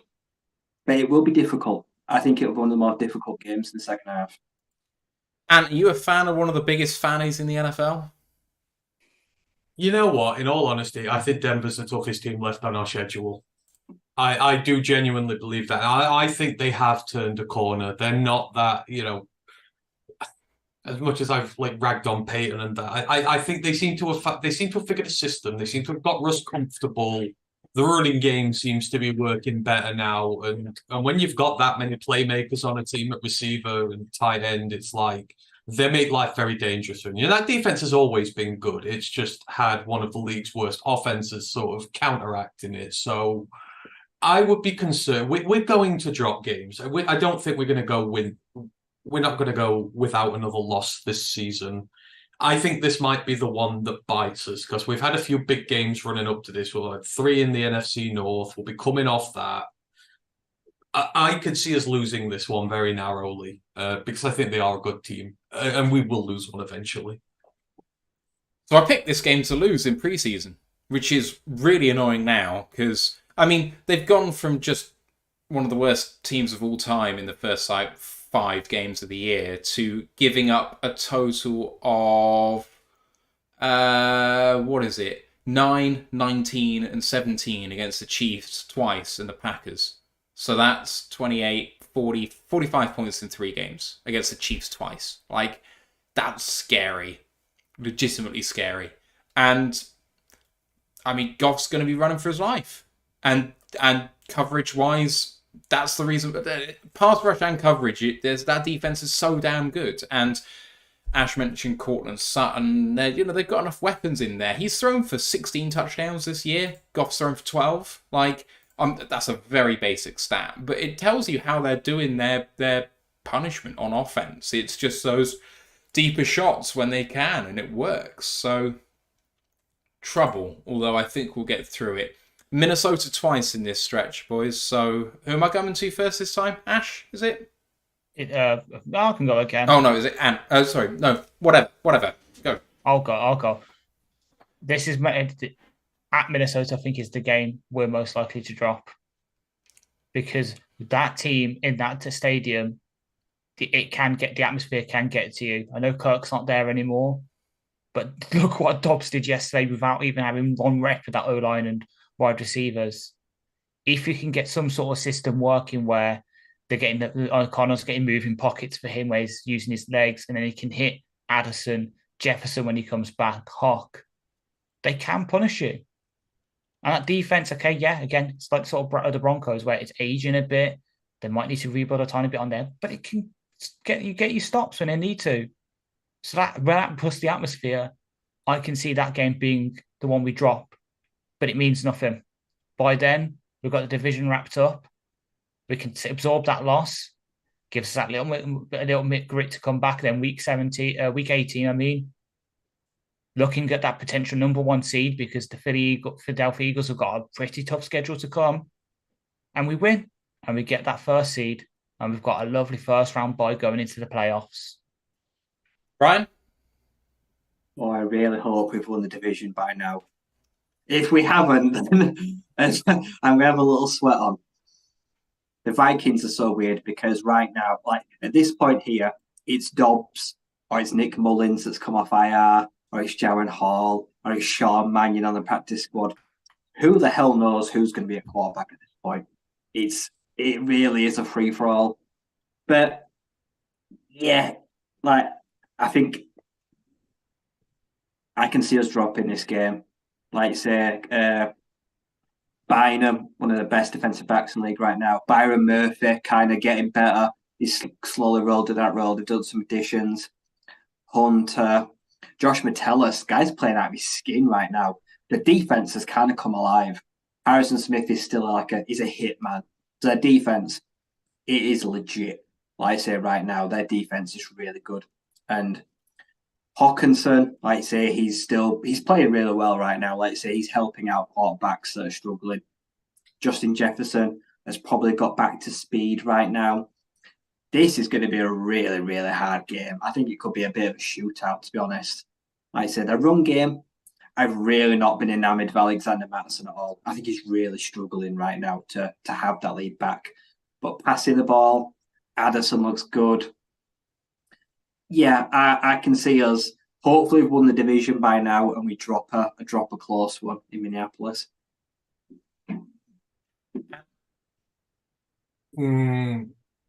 I just, the NFC North has given us so much grief for as long as I can remember now. The Vikings are a poor team. They are. They've got a quarterback who is okay. And you know what? What he's done is very admirable. But I want to go there to Minnesota and absolutely smash them. And I want to culturally appropriate a win off them like they culturally appropriate Icelandic heritage.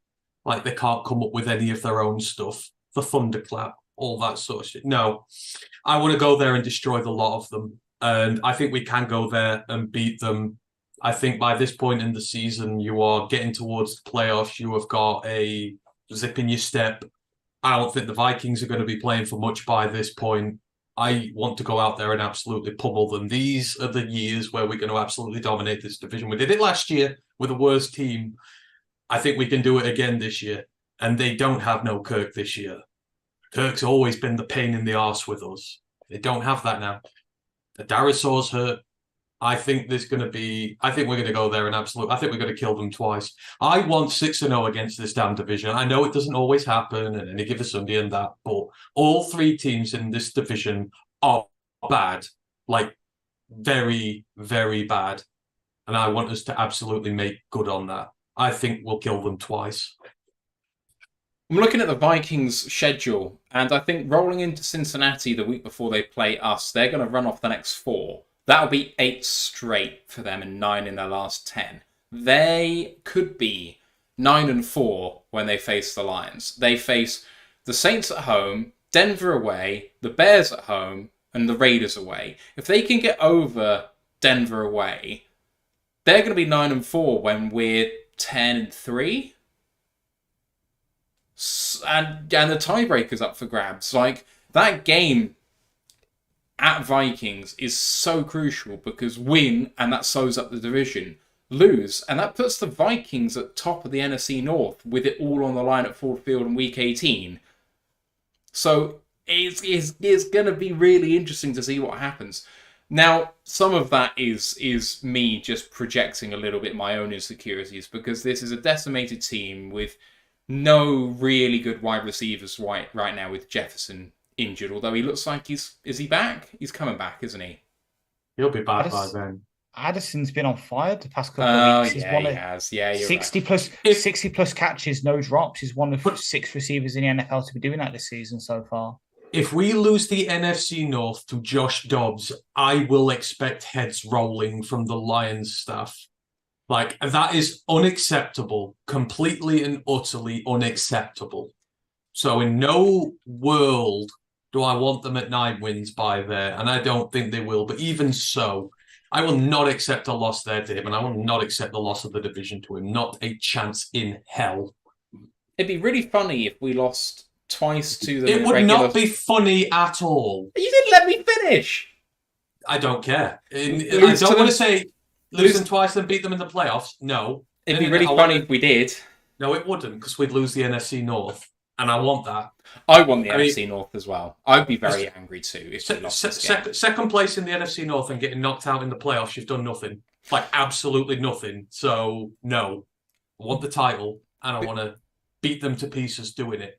Being realistic, I expect their offense to struggle mightily against Denver. I don't expect them to win that game, really. And I think Vegas are going to turn a corner in a big way. That is a 4-5 team whose offense has suddenly been unleashed because the cancer has been dug out of the heart of that team. And they're gonna potentially get in the AFC playoff picture, the Raiders. Like, it's gonna be fun to watch.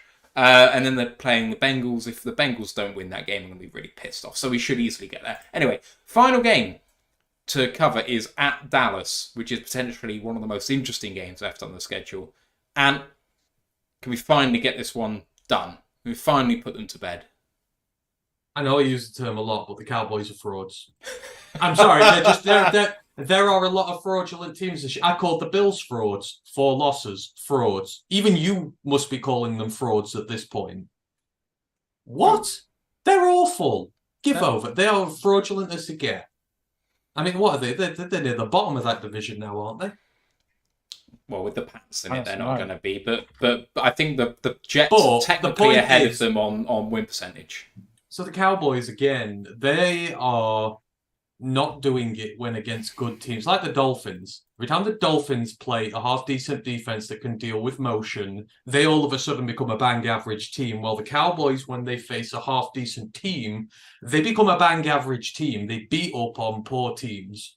I know we're going to AT&T and it's an away game and we've never won there, but, you know, I know I've got a team that has no fear. It doesn't care where it's going. It doesn't care who it's playing. It doesn't care about history.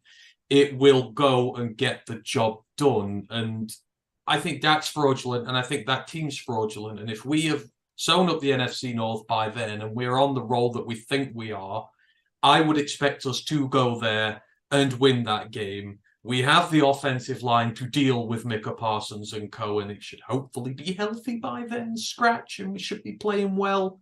And I think we've got the offensive weapons and defensive weapons to match them. I have not been impressed by them, and yesterday was just another, they came up short when the lights were bright. I don't fear them. I think we can go there and win. Brian? Didn't know that. Sorry.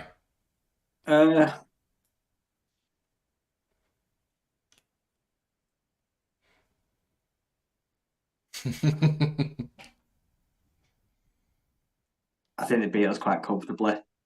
I just hate playing the Cowboys. Nothing ever seems to go right. And at this point, I think the Cowboys have got a lot to play for. I think I think they've got, like, they're potentially, it's them or Vikings that take the wild card. I say, so I think they're both going to be firmly in the race. So, yeah, I think we drop that one. I think I'd say they're going to beat us comfortably. Like I said, they're firing on all cylinders, and we have a bad day at the office. Ash? I think Jerry might need to plan another trip to Amsterdam with his recent comments about how winning feels, because I can see us taking out that boogeyman and winning at Jerry's World. We said earlier, Dak just throws turnover. It's turning over the ball more than a bakery making apple turnovers in the morning. It's stupid. And yet he still gets rated higher than Goff by some people on QB rankings because he's got the history and all that. Not good. Let's go back to what Ant said. They lost to the Cardinals. This was the Cardinals without Kyler Murray in that. And they went there and lost. Any shred of respect I had for the Cowboys was lost that day. Before that, I was like, okay, yeah, maybe the Cowboys this year could challenge Philadelphia for that division and really make a statement. Then I went and did that, and I lost all my shred of respect because Dak has some good games, but considering what he has at disposal with CeeDee Lamb being finally used in the slot where he's best, Brandon Cook's doing some things on the outside, Jake Ferguson absolutely turning it on tight end and vindicating my take last year.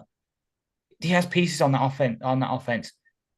The defense is good. You've got Michael Parsons, who's one of, if not the best edge rusher in the league. Tank Lawrence on the other side. Trayvon Diggs, okay, gives up big plays, but he can force turnovers. They've got pieces, but they can never put it together. Never put it together. So I can see us finally, with the talent we've got and the momentum and all the things behind us, to think, okay, yeah, this is our year. We get that monkey off our back and we finally beat the Cowboys in Dallas. I mean, my hot take here, the 4 weeks before us, they played the Seahawks, the Eagles, the Bills, the Dolphins. They might not even be in the discussion for the playoffs by the time we come rolling round. And then they got to play us as well. I agree with that. What have they done to show that they are a good football team? Nothing. Like, they've had multiple bad games this season, and they have shied away from the light when it's brightest, again, as they always do. We need to take this history out of the equation, and we need to look at our two teams. They might have some of the more individually talented players, like on there, like statistically, if you're doing a top 50 in the NFL, there might be more of their players in there than ours. But we got the better all-round team, hands down. And I am not scared about going there. And that schedule of theirs is brutal. So with Dak specifically, I'll say this first and then I'll say about Dak. The Cowboys are the Buffalo Bills of the NFC. Like, that is just how I see them. In any given day, they will beat any team in the league when they want to, but they can also lose to any team in the league if they want to. So they're just one of those teams. Dak is having one of his best seasons ever as a quarterback. And I know that seems really strange, but lowest in the league in turnover-worthy play with the snap qualifier. I think he's had 5, and he's had 5 turnovers. So, like, he's been super unlucky with interceptions. Like, you don't expect every turnover-worthy play to be a turnover. That's just not how it works normally. He's got the lowest percentage of bad throws in the NFL by a considerable margin. Like, the guy is just not really making mistakes. And that's the only reason why Dallas have been in this on offense, because their running game has been awful. Like, you thought when they came in and they were only going to have Pollard as their leading running back, that would make them more efficient because he's much better than Zeke. But when he's the lead guy, he's under 4 yards a carry. When he was up above 5, when he was the change of pace guy. So they're a one-dimensional offense, and you need to be able to shut down CeeDee Lamb. And if you can do that, then you've got a really good shot. That's how other teams have beaten them, because Gallup hasn't been that. Although he seemed to be like he was coming back a little bit yesterday. I thought that he looked a bit more to form, and Ferguson, you mentioned, Ash, is looking really good. So that passing game can tread you. We need to match up in the passing game, but run game, we shouldn't fear them, which is where obviously they did a lot of damage in the past. Their defense, though, is so good. Sorry? I love the Bills comparison that you've made there with the NFC. Both frauds. Completely and utterly fraudulent. If you don't... They're very flashy. You know, they're like a picture of a hotel in a magazine. Looks all great there, and then you get there and it's been awful. It's terrible. They've had a soup up job done to them. They've been photoshopped. Never mind that. No, not about Photoshop. The photos are lovely. You get there and it's under construction. Yeah, exactly. That is what they are. I've said this about the Bills for years. Ignore the running game. Josh Allen turns the ball over too many times to be good enough to win games on his own. And for the last 3 years now, I've been harping on this. And for 3 years, they've been bad and they've flattered to deceive. Cowboys are exactly the same. They flattered to deceive. They look good. They sound good. But when it comes to it, they're not actually that good. They're all hype and bluster. I think that's a perfect comparison. They are good on defense. So if you have a look at what they've done so far, Daron Bland is one of the revelations of this season, any position. For me, DeMarcus Lawrence has been fantastic in the middle of the defense. Odingzua, or however you say that name, he's been great. I think Marquise Bell has been fantastic. That's not even to mention Micah Parsons, who's maybe the defensive player of the year. Like, that defense is legit, and we've got to combat that. And can we do that? The run defense is the only thing which has been slightly suspect, and so actually, slightly, I do think it's a good matchup for us, because can we just run it down their throats, control the clock? Force Dak to be one-dimensional and just play zone coverage. Like, I think I can see the recipe for us to win this game handily, but I can also see them destroying us. The only thing I don't think it will be is close. I mean, we say this, but the Cardinals put 30 down on them. I mean, they either have a good day where they give up no points or they give up loads. The 49ers put a 40 burger down on them. Even the Rams with nobody put 20 down on them. The Eagles put 30 on them. Individually good players, but they're giving up points. They're the odd game where they're doing a shutout, but when the Cardinals can put points down on you, there's a way to beat them. That's not elite. That's just individually good stuff. And individually, they have some great players. So, but they're not that. We shouldn't fear them anymore. Yeah. All these teams we've feared for no reason or whatever. I mean, respect them. Don't fear them. They're there to be beaten. In Jerry World, I think we're going to be the team in form. I don't even know if they're going to be in the playoff picture come then with that schedule they've got going forward. I mean, they've got the Panthers and the Giants next, which are maybe a couple of dubs, but you're struggling one of them. I think they're going to be out of it. All right, so that's what we think of the rest of our schedule. As I mentioned earlier, it's 30th in the NFL in terms of strength of schedule. So looks like we could be pretty good when it comes down to it. Projections for players, guys. I kind of teed this up earlier, but upwards or downwards projections for players, whether rookie or depth, injury related, and players who need to show up for the rest of the season to make the roster. I'm not saying who needs to make it. I'm saying, what do you think is going to happen? Is there someone who's been on a bit of a tear you expect to kind of regress to the mean a little bit? Are there players who haven't really shown it yet that you think are going to come good? Do you think someone's been really good and they're going to ascend even further? What's happening with some of these guys? Take it wherever you want, and whoever's got a strong take, just go ahead. I need Jonah to play the rest of the season and play well for me to even fit to sign him to the extension we were discussing at the start of the season. Because if anything, what the past couple of weeks have maybe shown is that we can get pretty much equitable play out of Graham Glasgow for a quarter of the price that Jonah probably will be commanding at the end of the season for an extension.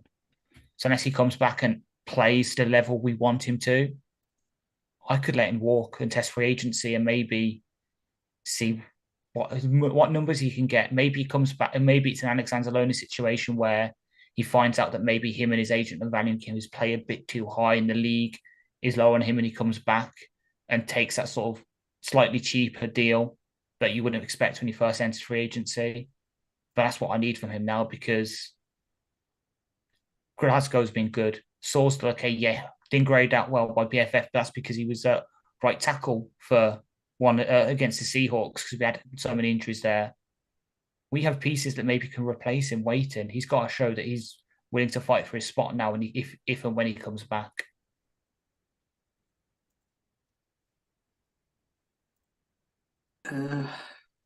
I think James Houston, when he returns, will come back and be an absolute phenom. Like I said, I want to get him back in I don't know, we're getting back in 5.5 weeks. I don't know, 5 to 6 weeks. I kind of want him back then, December. Realistically, I think Romeo, Charles, and Julian are all gone next year. Honestly, I'm cleaning house on that edge room because it's been crap. So underwhelmed. Hutchinson needs some genuine help, and I genuinely don't think he gets it, other than James. I think Kaminsky hopefully picks up, and Josh Pascal eventually kicks in, but one of them has got to step up at the end of the year, because it just feels like a very topsy-turvy line. It just feels really unbalanced, and it just feels right now it's so easy to take it in the way. You just hold him, for God's sake, and then let a tight end smack him in the face or a running back. And it's worked in 3 or 4 of the games. It's really frustrating. But yeah, I'd like to think Kaminsky will come good. Pascal will improve. I think down, I just really think that we're going to struggle to get...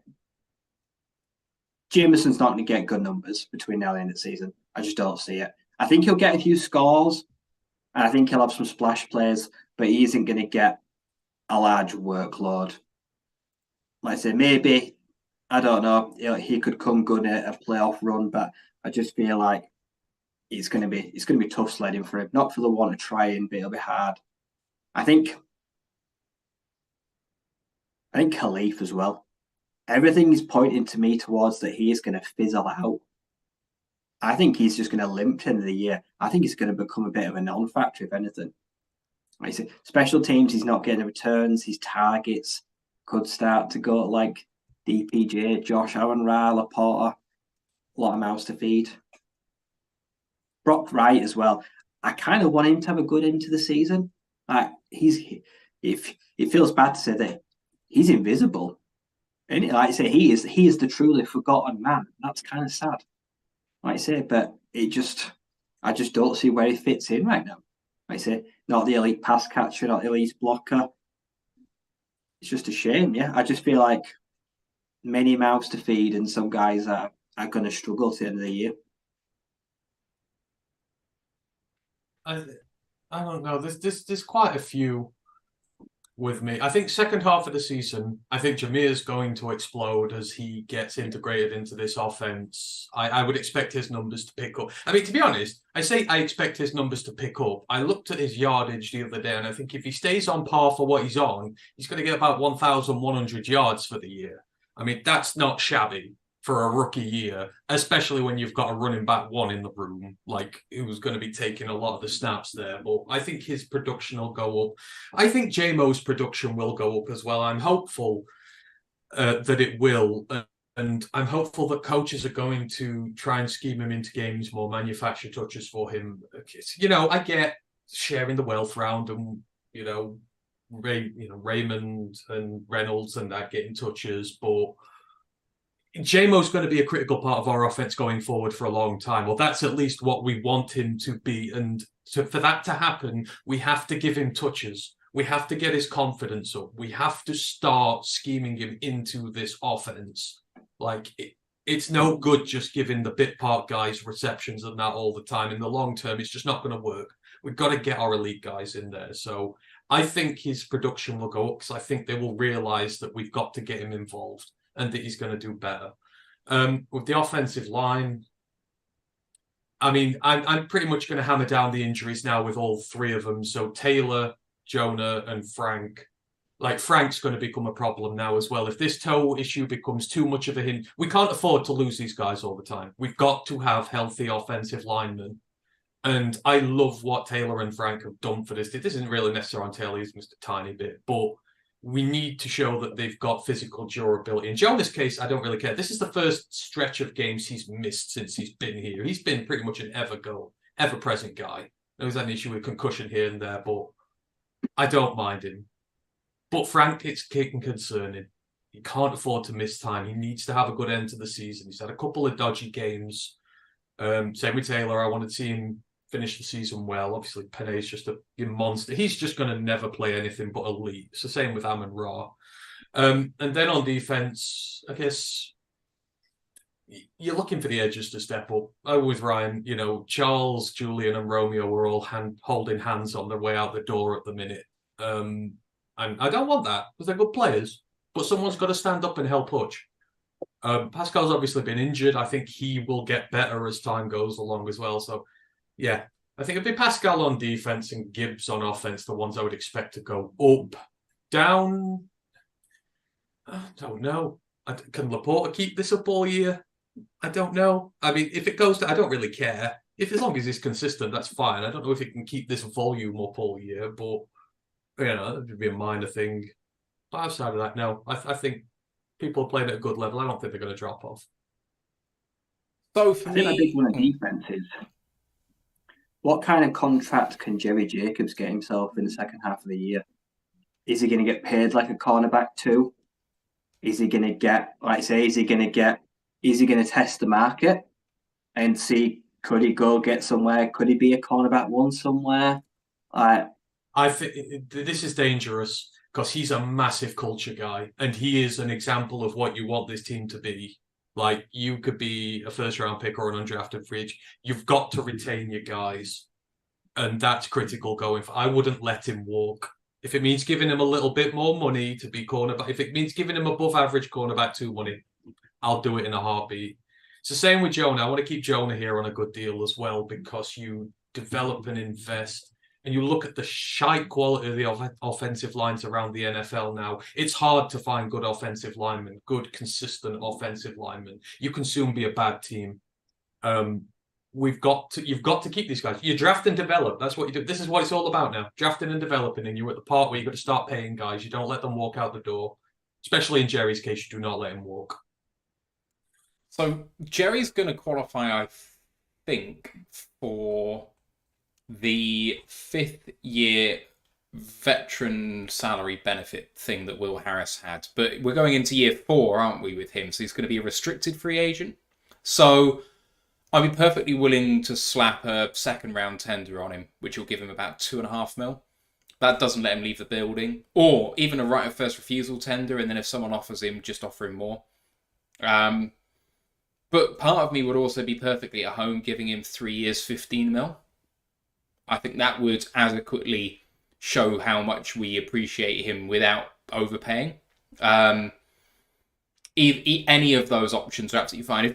If we got a second round tender in there and someone poached him for a second rounder, I'd feel awful. But I think a second is higher than him. It's about where his value is, probably. It would suck to lose him, but I think it's roughly. I don't think anyone would pay a first for him. I think that's too rich, but a second might well be it. So I think that would be good. But in terms of ups and downs, I expect Jahmyr Gibbs to just have his production fall a little bit.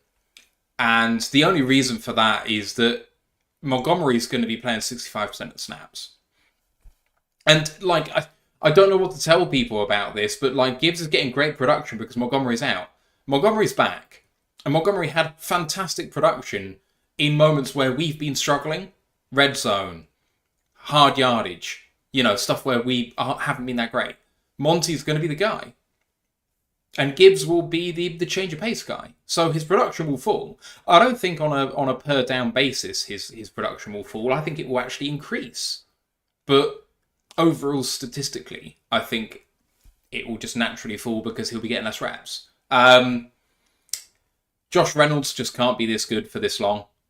Like, he has a passer rating when targeted of 148 or something like that. It's one of the highest passer ratings when targeted in the NFL this year. So he can't be that good. On offense, I also think going up will be, and I think this is the reason why I've brought him in, Donovan Peoples-Jones. I don't think statistically he's going to have big numbers. But we have struggled in the red zone throwing the ball. And he is a contested catch guy. Look out for him getting 4 or 5 touchdowns down the stretch. Just short yardage situations where we go and throw the ball. I think he's going to be one of the guys we're going to focus on because we've got to change something. And that's why he's here. That's what he's going to do. On defense, I'm going to be a believer in Benito.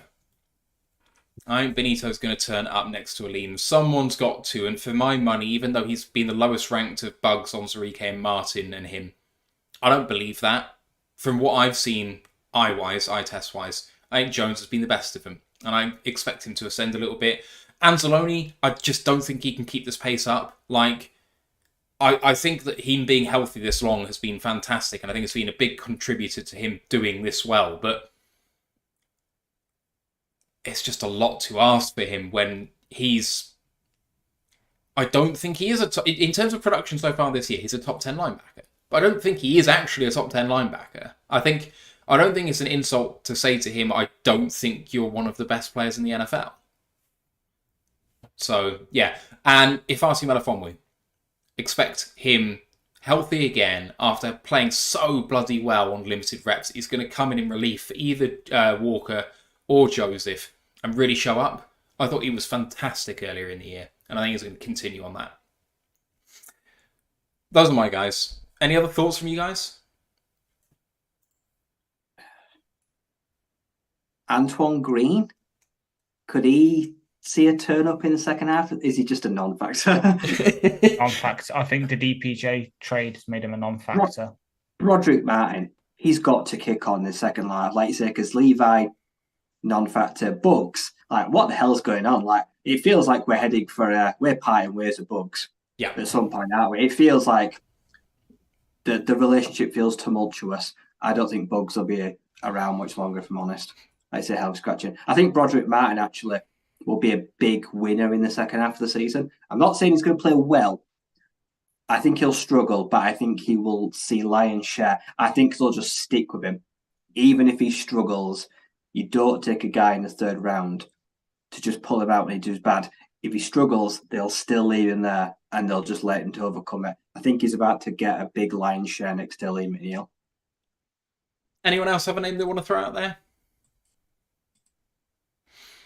All right, one last question then. I promised it at the end of the show. And if you have any questions for after we finish the audio pod, get them in now, just at me so that I can see it. Manningtown on Twitch asked at the top of the show, how many pieces away are the Lions from making a Super Bowl appearance? Obviously, this is related to the trade deadline and multiple national commentators saying they can be competitive as they are. They could even threaten that sort of thing, but they're not a couple of players or 1 or 2 players away from being, the best team in the NFL and really kind of being the team. What do you think? How many players are the Lions away from being the team in the NFL? 2.5. Kicker. Yeah. Having an elite kicker like a Matt Gay or Justin Tucker, I think that would take us above next level. And a really, really high level edge too. I say another bucket edge. And maybe another corner. So cut 2.5 to 3. I think those 3 positions, just one extra body in, a bit of depth for an elite level start like a defensive line, and a game-winning kicker I trust in a Super Bowl. Would I trust in the NFC Championship right now Riley Patterson to make a 55-yard game winner? I would not. Right now, I don't. No. Like I say, but yeah, 2 or 3 players, and I think we're right in there. We're in the top 3 teams in the league trying to win it. I'm also at 3, and I agree with the edge in the corner. But for me, it's a consistent, reliable outside wide receiver. I know we traded for DPJ, but he's going to be a role player. I love Josh Reynolds. Good player, but he isn't an AJ Brown. He isn't a Jamar Chase.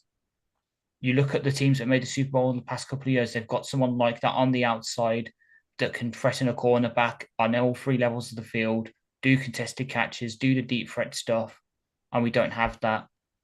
I do accept the point about the Riley Patterson, but I think for us, if it comes to a situation where we're in those, we're not going to go for the field goal. We're going to try and go for it on 4th down and continue, because that's the kind of team we are. Unless we get into that automatic zone of 35, 40, 45 yards, I think we're going to go for it because Dan and Phipp and that know what Patterson is, and they're not going to put him in a situation where you have to do that. They'll go another way because they think the team will do better going for a 4th and 4 when it could have been a 55-yard field goal because they think we've got a better chance. Okay, but Ash, what about 1st down and 10, 2 seconds remaining from their 38 down 1? That is the situation we're talking about here. It's not trying to convert for a 4th down. It's game on the line, no time remaining, and you are outside. You are in Hail Mary or long field goal range. Like that could be the difference between winning a playoff game or not. And it's horrible to boil it down to it because for the last couple of years, we've just been pretty relaxed on kicker. We'll find our guy eventually. Don't worry about it. We want to go for it on 4th down anyway. Who cares? And Riley's automatic from 45 and less. But when it comes down to like the really nitty-gritty games, sometimes you face, What have the Patriots had for years? Solid kickers. Yeah.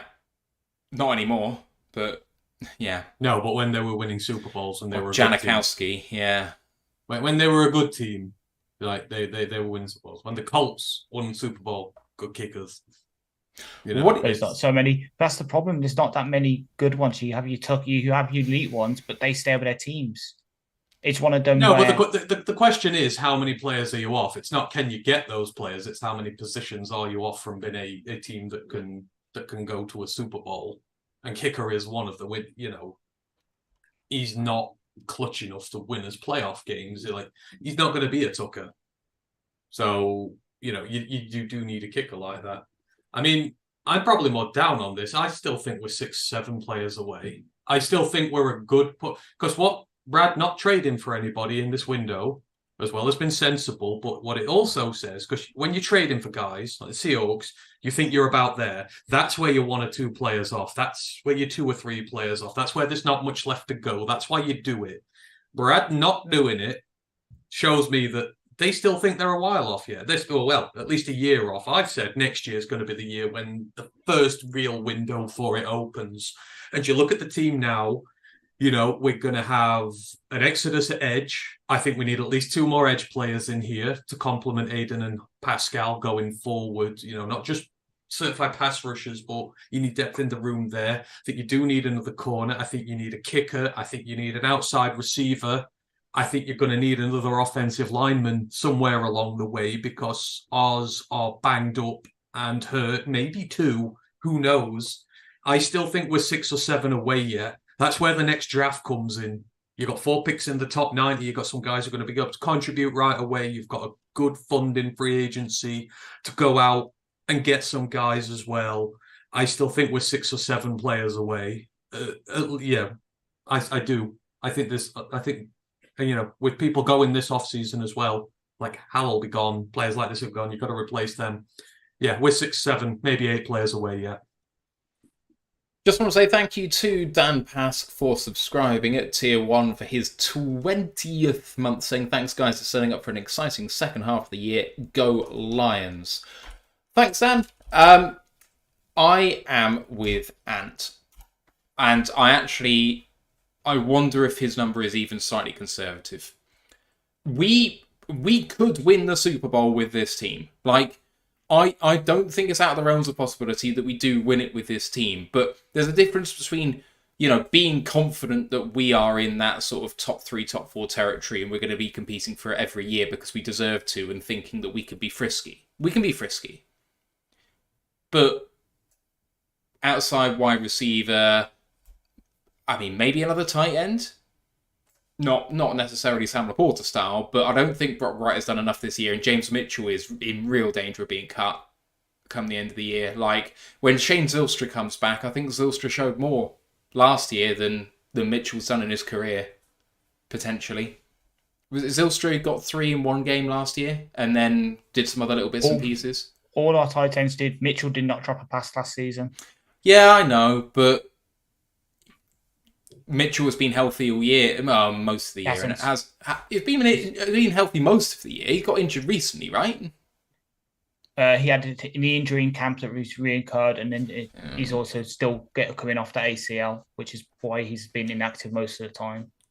Fair enough. Backup offensive lineman who can come into a starter role, even a first round guy. Don't care, but that needs to happen. Another interior guy to go alongside Aleem would do wonders for this team, because if we could have Aleem and another guy at that sort of level, the Eagles have 4 of them at that level or better. That's the sort of level we're talking about. They've got 4 Aleem McNeils or better in the interior. That's scary. We need to start a disinformation campaign to tank Jose Newton's draft stock. Yes, we need Jose Newton for sure. Get him and Aleem here, and our line will wreck shit up for years. So start the disinformation now, folks. Tweet that he's terrible. Okay, so listing it off: wide receiver 1X type, tight end 2, backup offensive lineman, interior defensive lineman, edge rusher,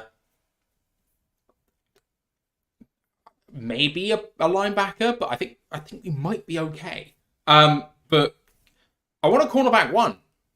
I really want a cornerback 1. Sutton's a perfect 2, and he's a good low-end 1. He's unremarkable, he does his job. That's great as a 2, but you kind of want a playmaking, exciting guy who's going to get some turnovers and whatever. And Jerry's great as that guy, but he's not a 1. So I want another guy there. And safety.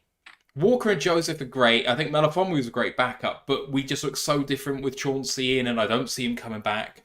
So I think we kind of need another safety too. So that puts me at wide receiver, tight end, offensive lineman, interior, edge, maybe a linebacker, cornerback, safety. I'm 8 away. A kicker, 9 away. And that's not even the backups. If you talk about the Eagles, they've got 4 pass rushers and 4 interior guys who are at the level of the guys we have, bar Hutch. And San Francisco, although they've been awful defensive line-wise recently, they're at that sort of level as well in terms of depth. How bad does their trade for Chase Young look now? Just losing games all the time and spending all that money. See, I'm taking all your points, but for me, the reason my number's so low is because every team. There's no way you can ever have a perfect team. You're always going to have a weakness. So look at last year, the Eagles, great defense, great offense. Can you name one of their linebackers from last year? Can you, other than CJ, can you name their other starting safety? For me, it's all I agree. Those are what we need to make a perfect team, but that's never going to happen. You're always going to have a weakness because of the salary cap, because of players wanting to play if they're that good. So for me, yeah, it's all well and good having these, but you've got to balance it. We're always going to have a weakness. That's why my number is probably lower, because I can handle perhaps having Anzalone, Campbell, Barnes, and Rodrigo being our 4 off-ball linebackers if we reach a Super Bowl. I'm happy having Kirby, Tracy, potentially healthy CJ, and Iffy being our safeties in the Super Bowl. I'm happy having Sutton, Jerry protected. Yeah, I'd like a cornerback, but if it's those two for play a Super Bowl, they are starting corners. I'm not too unhappy, because for me, that's the reason I was like, with the kicker, because I'm trying to balance sort of, yeah, it'd be great to have a Justin Tucker on our team, but they're so rare to find. I'm happy having a Patterson and setting up our special teams to maybe, aside from, 1 second left, you need a kick. Even Tucker misses those. Tucker's missed an extra point or 2 this season, and he's missed a couple. Not even he's automatic. So for me, I agree. If we had all of those, we had a great backup offensive line that. But for me, that's the reason I didn't list them, because I know it's going to be impossible to get that. So for me, I'm disregarding those. I'm happy to have those weaknesses. I'm picking up where we really need those little tiny things that give us that edge. See, I love if we could have traded for Tucker. I'd have loved it in a way if the price was right. But for me, it's about what is that price, and is it right for setting us up for now and for that future. So that's why perhaps I'm not here for another. Yeah, it'd be great to have another defensive tackle to pass rush getting lean, but weighing that against having that, but then somewhere else. That's why my number's lower, and that's why I really said those positions, because it's just going to be impossible. You can never have the perfect team. The question was, how many players are you off getting a Super Bowl? It's just real. Yeah, it's not a question of realism. It's not a question. Because as I say, no team. But it's not about how perfect the team is or how the cap measures up. It's how many are you from a legitimate Super Bowl team. For me, it's 3 or 4. Okay. Because every Super Bowl team has a weakness. But but if you have a look at San Francisco and the Eagles in terms of the depth and quality of the players they have, they are that much better than us. Ergo, we are that many players away from being as good as them, which is maybe the bar. Do you know what I mean? I hear what you're saying, Ash, but I just don't agree. I'm with Anne. Like, they all have that strength in depth, so saying it's a luxury to do that isn't really the point. They have it. So if we don't have it, then we're behind. Exactly. You just have to take the question into account. See, that's what I'm saying. I'm saying I am, but that's what I'm saying. You're saying for you have to have that depth to get to a Super Bowl. For me, you don't. Fair enough. Of course you don't. The question is, what do you need theoretically to get to a Super Bowl? Not what does the cap allow. It's just what do you theoretically need? I'm saying, I know. Yeah. So I'm that's saying it. We're way overthinking this question. Yeah. No. So I think what Ash is. Are you saying if we can make a Super Bowl right now? Basically, is kind of that point. Almost. Yeah. So I said early on, we can be frisky. This team absolutely can make a Super Bowl right now. It is frisky, and I've got to have a bit of injury luck. And to ride the crest of a wave, Goff's got to play out his skin, and we've got to get some best production from some of the existing players, and we can absolutely make a Super Bowl. But the point is, how far are we away from Kansas City's record of making the AFC Championship game 5 years in a row? That's kind of like what we're talking about here. Like, do you think that we can make it year on year on year with where we're at? And maybe you do, but I think that when you're arguing the frisky end of we need a bit of luck, that luck then doesn't fall to you every time. Like, we just need to draft well for the next few years, and then maybe in a couple of years' time start making some ballsy trades, and then maybe start pushing the cap a little bit and taking these players on. 2 or 3 years from now, we could be that loaded team where everyone's going, that's the bar. And we can probably do that for about 3 or 4 years in a row. But we're not there yet. I just believe we can. Well, we already got that drafting for me. That's what I'm saying. I'm not. Yeah. You can have the shopping list, but for me, that shopping list, you're never going to fulfill that shopping list year on year and year. That's what I'm trying to say. Like, you're always going to have a weakness to having the shopping list. I agree. In the long run, if we can get all of those, it'd be great. But when we get one, for me, we'll get about half of that in, and then by the time you load up on that other half, you'll be still needing those pieces again.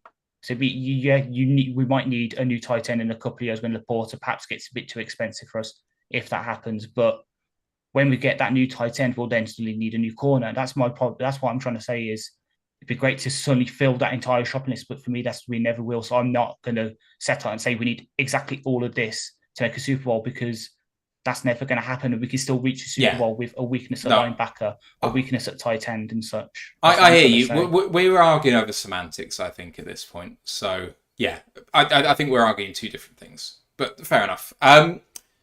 We've had a few questions in, and there's hopefully a few more questions coming in now, guys. So get them in, and I'm going to end the audio show now, and then we're going to take those questions on YouTube and Twitch. If you want some extra time with us, go ahead and do that. Our next show on the audio pod is going to be the College Football Podcast, and just remind us of what fun stuff we've got coming up. Yeah, it'll be a review of week 10 of the college football season, and then we'll be looking ahead to week 11. We get into the business end now, so it's where the stakes start getting high. So yeah, come join us for that. Then the next show on the main show is going to be the Chargers preview show. I'm hoping that we're going to have the Chargers writer for NFL Scotland joining us. So Sean Black, he's been on a few of our shows before. He's really good value, actually. So do come and join us for that. Then Sunday, going to be me and Ash. Ashy, if you're free, I haven't actually checked. Yeah. Cool. I'll be free, yeah. For the live reaction show for the Chargers game, and then the review will be Monday as usual. At this point, before I tell you about our socials and where you can find us, I just want to give a shout out to the Detroit Lions podcast and Pride of Detroit in the month of November. The DLP had their 24-hour live show 2 days ago, I think it was, on Saturday. They're raising funds for St. Jude's Children's Hospital. They do that 24-hour stream once a year, and they're absolutely fantastic doing it with some really great content, some really good guests. Go and watch it. Go and donate. That'd be absolutely fantastic. And Pride of Detroit for Movember are also doing their charity drive. It happens for the entire month, so no big one shows to go and watch for them. But go and watch their stuff. Go and donate to the worthwhile causes that they are driving money for. It's a really cool thing that I want to do, but in a unique, interesting way, and I just haven't found the right medium to do that. So in lieu of us doing that, go and watch them and go and do some good work donating to their causes. Socials for us, you can find us on Royal The Lions UK on YouTube, Twitch, Facebook, Instagram, Twitter, and TikTok. And the group on Facebook for worldwide fans is Detroit Lions Fans UK, One Pride Worldwide. The website, rotluk.com. Find us there. Ash's preview articles, my review articles, and opinion pieces all the way through the year. Don't forget to subscribe and rate us 5 stars on your podcast provider. Just remains for me to thank Ant and Ash and Ryan for doing this with me. I'm Matthew Turner. We'll see you for the College Football Podcast later on the week. For now, let's go Lions, One Pride. One Pride. One Pride. Recording stopped. Right, a few questions, everybody. One by Brian Shook saying, where are you at with Jameson Williams? I am a defender of his and I want to remain patient, but it's getting tougher to do so. What do you expect from him the rest of the way? Ryan, I think you've basically had your say on this question already, but why don't you reiterate it? Because a few people have come in later on the show, so they may not have heard what you were thinking about him earlier. I think what happens between now and the end of the season will go a long way to determine how long his future is here. But I think it starts with the staff and the coaches putting him in a better position to succeed. Giving him 3 or 4 targets a game, asking him to run a fade or a go route and hit him on a 40, 50-yard deep ball, and he only catches 1 of them, probably will not give him much confidence. If 3 of those passes are bad or 1 of them is hard and drops it, the pile-on will just continue. But instead, if you give him 10 targets a game where 4 of them are screens, a tunnel screen, a jet sweep, or a motion like a cheap flea flicker, and he catches 5 or 6 of them, that will go a long way to building his confidence, building the chemistry with Goff, which currently right now I think it's fair to say is non-existent. The timings are off. He doesn't know how slow Jameson wants to run the routes or how fast. They look like they've never played together at times right now. And that's an accumulation of things. That's not a Jameson thing. And also, me, like Khalil Dorset, he ain't doing it. He ain't giving us the field position we need on special teams. Give Jameson Williams some return. I know he's a high-level asset, but honestly, if you're not going to risk him and give him the ball and risk potential injury, then you're never going to get the best out of him. He's got elite speed. He needs the ball in his hands. It starts with Ben Johnson and it starts with Dave Phipp finding better ways to incorporate him. If they're not going to do that, then his future here is very uncertain. You've got to find him ways to get him the ball more than 3 or 4 times a game. He's got to be seeing like at least 10 opportunities a game to get the ball if he's really going to succeed here. If you're asking him to catch 1 out of every 4 balls, then his confidence will remain at an all-time low, and eventually restlessness will grow. Anyone else want to weigh in on JMO? I think they're starting to realise that it's still not coming about. So I quickly just pulled up his receiving depths and targets on PFF. And yeah, okay, he's got 3 targets, more than 20 yards, and he's caught none of them. He's also caught none of his 3 targets on the outside left and the intermediates, that's 10 to 20 yards. He's caught 1 over the middle, which was really good play from him. But for the most part, he's had 1, 2, 3, 6. He's had 7, 8 targets within 10 yards of the line of scrimmage or behind it, and he's caught 1. Actually, he's caught 4 because he's caught 3, like pretty close to the line in the middle. So I think they're getting there, but it just hasn't started coming up yet. They've realised, okay, yeah, we can't keep doing the deep stuff. We need to get in those tunnel screens, those quick outs and that. And it's just the chemistry isn't there yet. And hopefully it will. But they just need to get him easy blocks. Because I remember there was one, I think it was week 3 or 4, where there was quite an easy little tunnel screen to JMO, and Marvin just misses his block and James tackled for a loss. He's got to have some focus on the catch and concentration drops, but at the same time, it is about scheming him up, making sure he's got that blocking so he has that space to run into when he gets the ball, because otherwise he's just going to be worried about getting clattered and he's never going to catch the ball. So it's just a marriage of him working on the drops and the team just giving him the easy opportunities. Doesn't matter whether you pick number 1 in the draft or whether you're Mr. Irrelevant, you get 3 years. Plain and simple. You get 3 years to come in and show that you can be a first teamer. I don't care whether you pick 12th. I don't care whether you pick round 7. JMO's lost all of his first year to injury, basically. He's lost the first half of this year to a bogus suspension, and they're still trying to figure ways to work him out into this team. He's still not played as much as Amon-Ra did before. Amon-Ra got good on this team because everyone forgets about the time when Amon-Ra was a non-factor on this team when he started in it. It takes time, and you have to look at his snap counts. It's still nowhere near what you would expect a guy who's going to come in and cement himself as a starter. Do I want to see him do a lot better by the end of the year? Yeah, of course I do. He's got 9 games left. I want to see improvement this year. I want to see a bit more consistency. I want to see the drops going down. But in terms of the overall project, you know, you've got 3 years like everybody else does. And if you start giving up on guys sooner, then I don't know what to say. You've got a GM here who can actually draft after having decades worth of GMs who couldn't draft to save their lives. Trust the process. It's taken 3 years with Barnes to get him going. Are we glad we didn't give up on him? Absolutely. Otherwise, we'd be having to try and find another linebacker at this point. So I'm frustrated. I think he could be one of the best weapons in this league, and I'm frustrated it's not come to fruition yet, but it's on the team as much as him why he's not doing it so far. So they've got 1.5 years to figure this out before I'm ready to drop the hammer. I don't do it with any player. You get 3 years, regardless. Yeah, I don't buy the put him as slot receiver stuff that's come out with that Herman's been pushing. I see why he's saying it, but it's those sort of reps where JMO's looked worst. Like the short little slants and stuff over the middle, like that's where the timing has been the most brutal. When And that's why he's been able to look better on some of the deeper balls. When the ball's in the air and it's not doing anything different, there's nothing you have to do apart from concentrate on the catch. Yeah, he's still not been great, but he's located more of those balls better, and the timing he's been able to adjust to stuff more easily. When it's all timing because it's short and you need to be on the same page as your quarterback. I mean, there was the slant really early on in the season where he basically hit him. There's been other instances of balls like that where he's running routes and him and Goff are just not on the same page.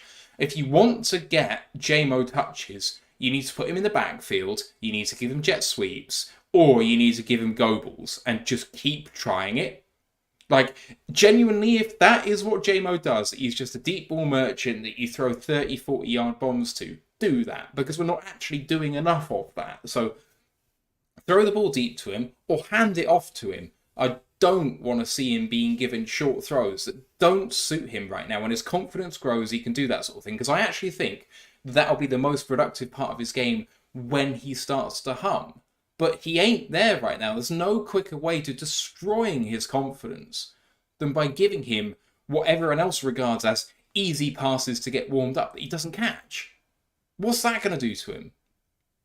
So I'm completely opposed to what other people have been saying on JMO.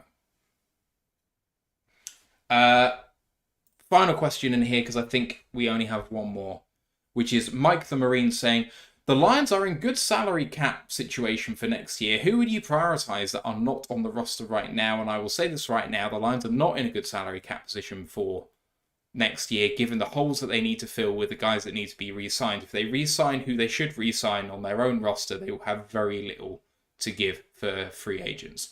If they don't re-sign the people on the roster, then we need to replace those guys, and that's where that money will go. Left guard specifically, but quarterback will be getting some of that money. There's a few other positions that come to mind, but we might be looking at one free agent signing that's big ticket, and that might be it for me. What about you guys? Yeah, and I honestly don't know who that is going to be yet, because we can do all the planning and plotting for agency, but knowing us, we get to free agency and half the players we name probably get signed by their original teams anyway, because you don't usually let good talent walk unless there's a clear reason for it. Coffee or the Saints, and you literally can't afford to keep them. So I'll probably think, I don't want to say outside receiver because I can see us getting someone for that in the draft. Probably edge. Edge might be a sneaky way. Like, hell, might not even be free agency. And again, this is me being biased, but Jermaine Johnson hasn't really been getting that many snaps for New York. I can see Brad taking a chance there, because I do. It's not just my blindness. We were interested in him in the draft process, so maybe he does a little sneaky thing and bets on that upside. I don't see a free agency splash after we've tied everyone down. I could see a trade though. Yeah, we have been active in the off season. Like I said, Brad does like to park feelers. He works over with general managers, bringing in a good guy on the outside, a defensive line weapon. The cost will come down dramatically as well in the off-season. The trade deadline, you always get fleeced. So if someone is coming up with a year or two left on a rookie deal, and like I said, Josh Uche, if they do decide in the off-season, the Patriots say, actually, do you know what? We're going to move you on. You didn't come on. That is the kind of trade Brad will make. It is cheap. It's a defensive line. Like I say, he has had decent shown flashes. We can't really make a free agency. We can't let a guy walk and then just go address a totally different position. It would feel negligent to not pay a potential franchise left guard and then go make a big X receiver splash in free agency. That would not fit our style at all. You don't rob Peter to pay Paul, leave one big gaping hole to fill another. I just don't feel like we'll do that. I just feel like we won't have much money to spend unless we do get some good team-friendly deals. I just can't see any splashes realistically. Not right now, anyway. I don't know.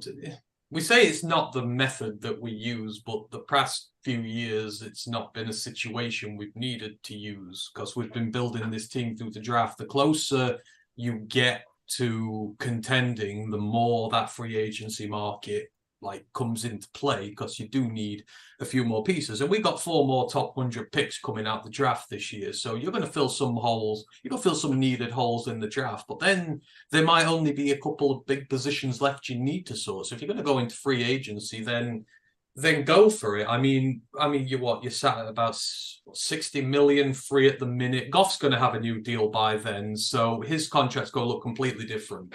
You know, he's on a hook for 30 million next year at the minute. But if you change the contract round, if you redistribute funds, you free up a lot of money all of a sudden. And there are guys you can get rid of, and you can free up a bit more money there. I think we're in a decent salary cap situation. I think if the right guy's there and new deals, it depends how they want to do it. Like if Jonah gets a new deal, if Jerry gets a new deal, if Goff gets a new deal, they might backload them. You don't pay a lot in your first year. So it all depends where they think the roster is at this point. It's their modus operandi. If the right guy is there for the right price, they'll pay for him. So if in free agency comes along and there's no value there, they'll not get anybody. If free agency comes and the value is there and there's 4 players who fit their value, they might get 4 players. That's how they work. If you fit the regime, you fit the mold, and you fit the need, they'll go and get them.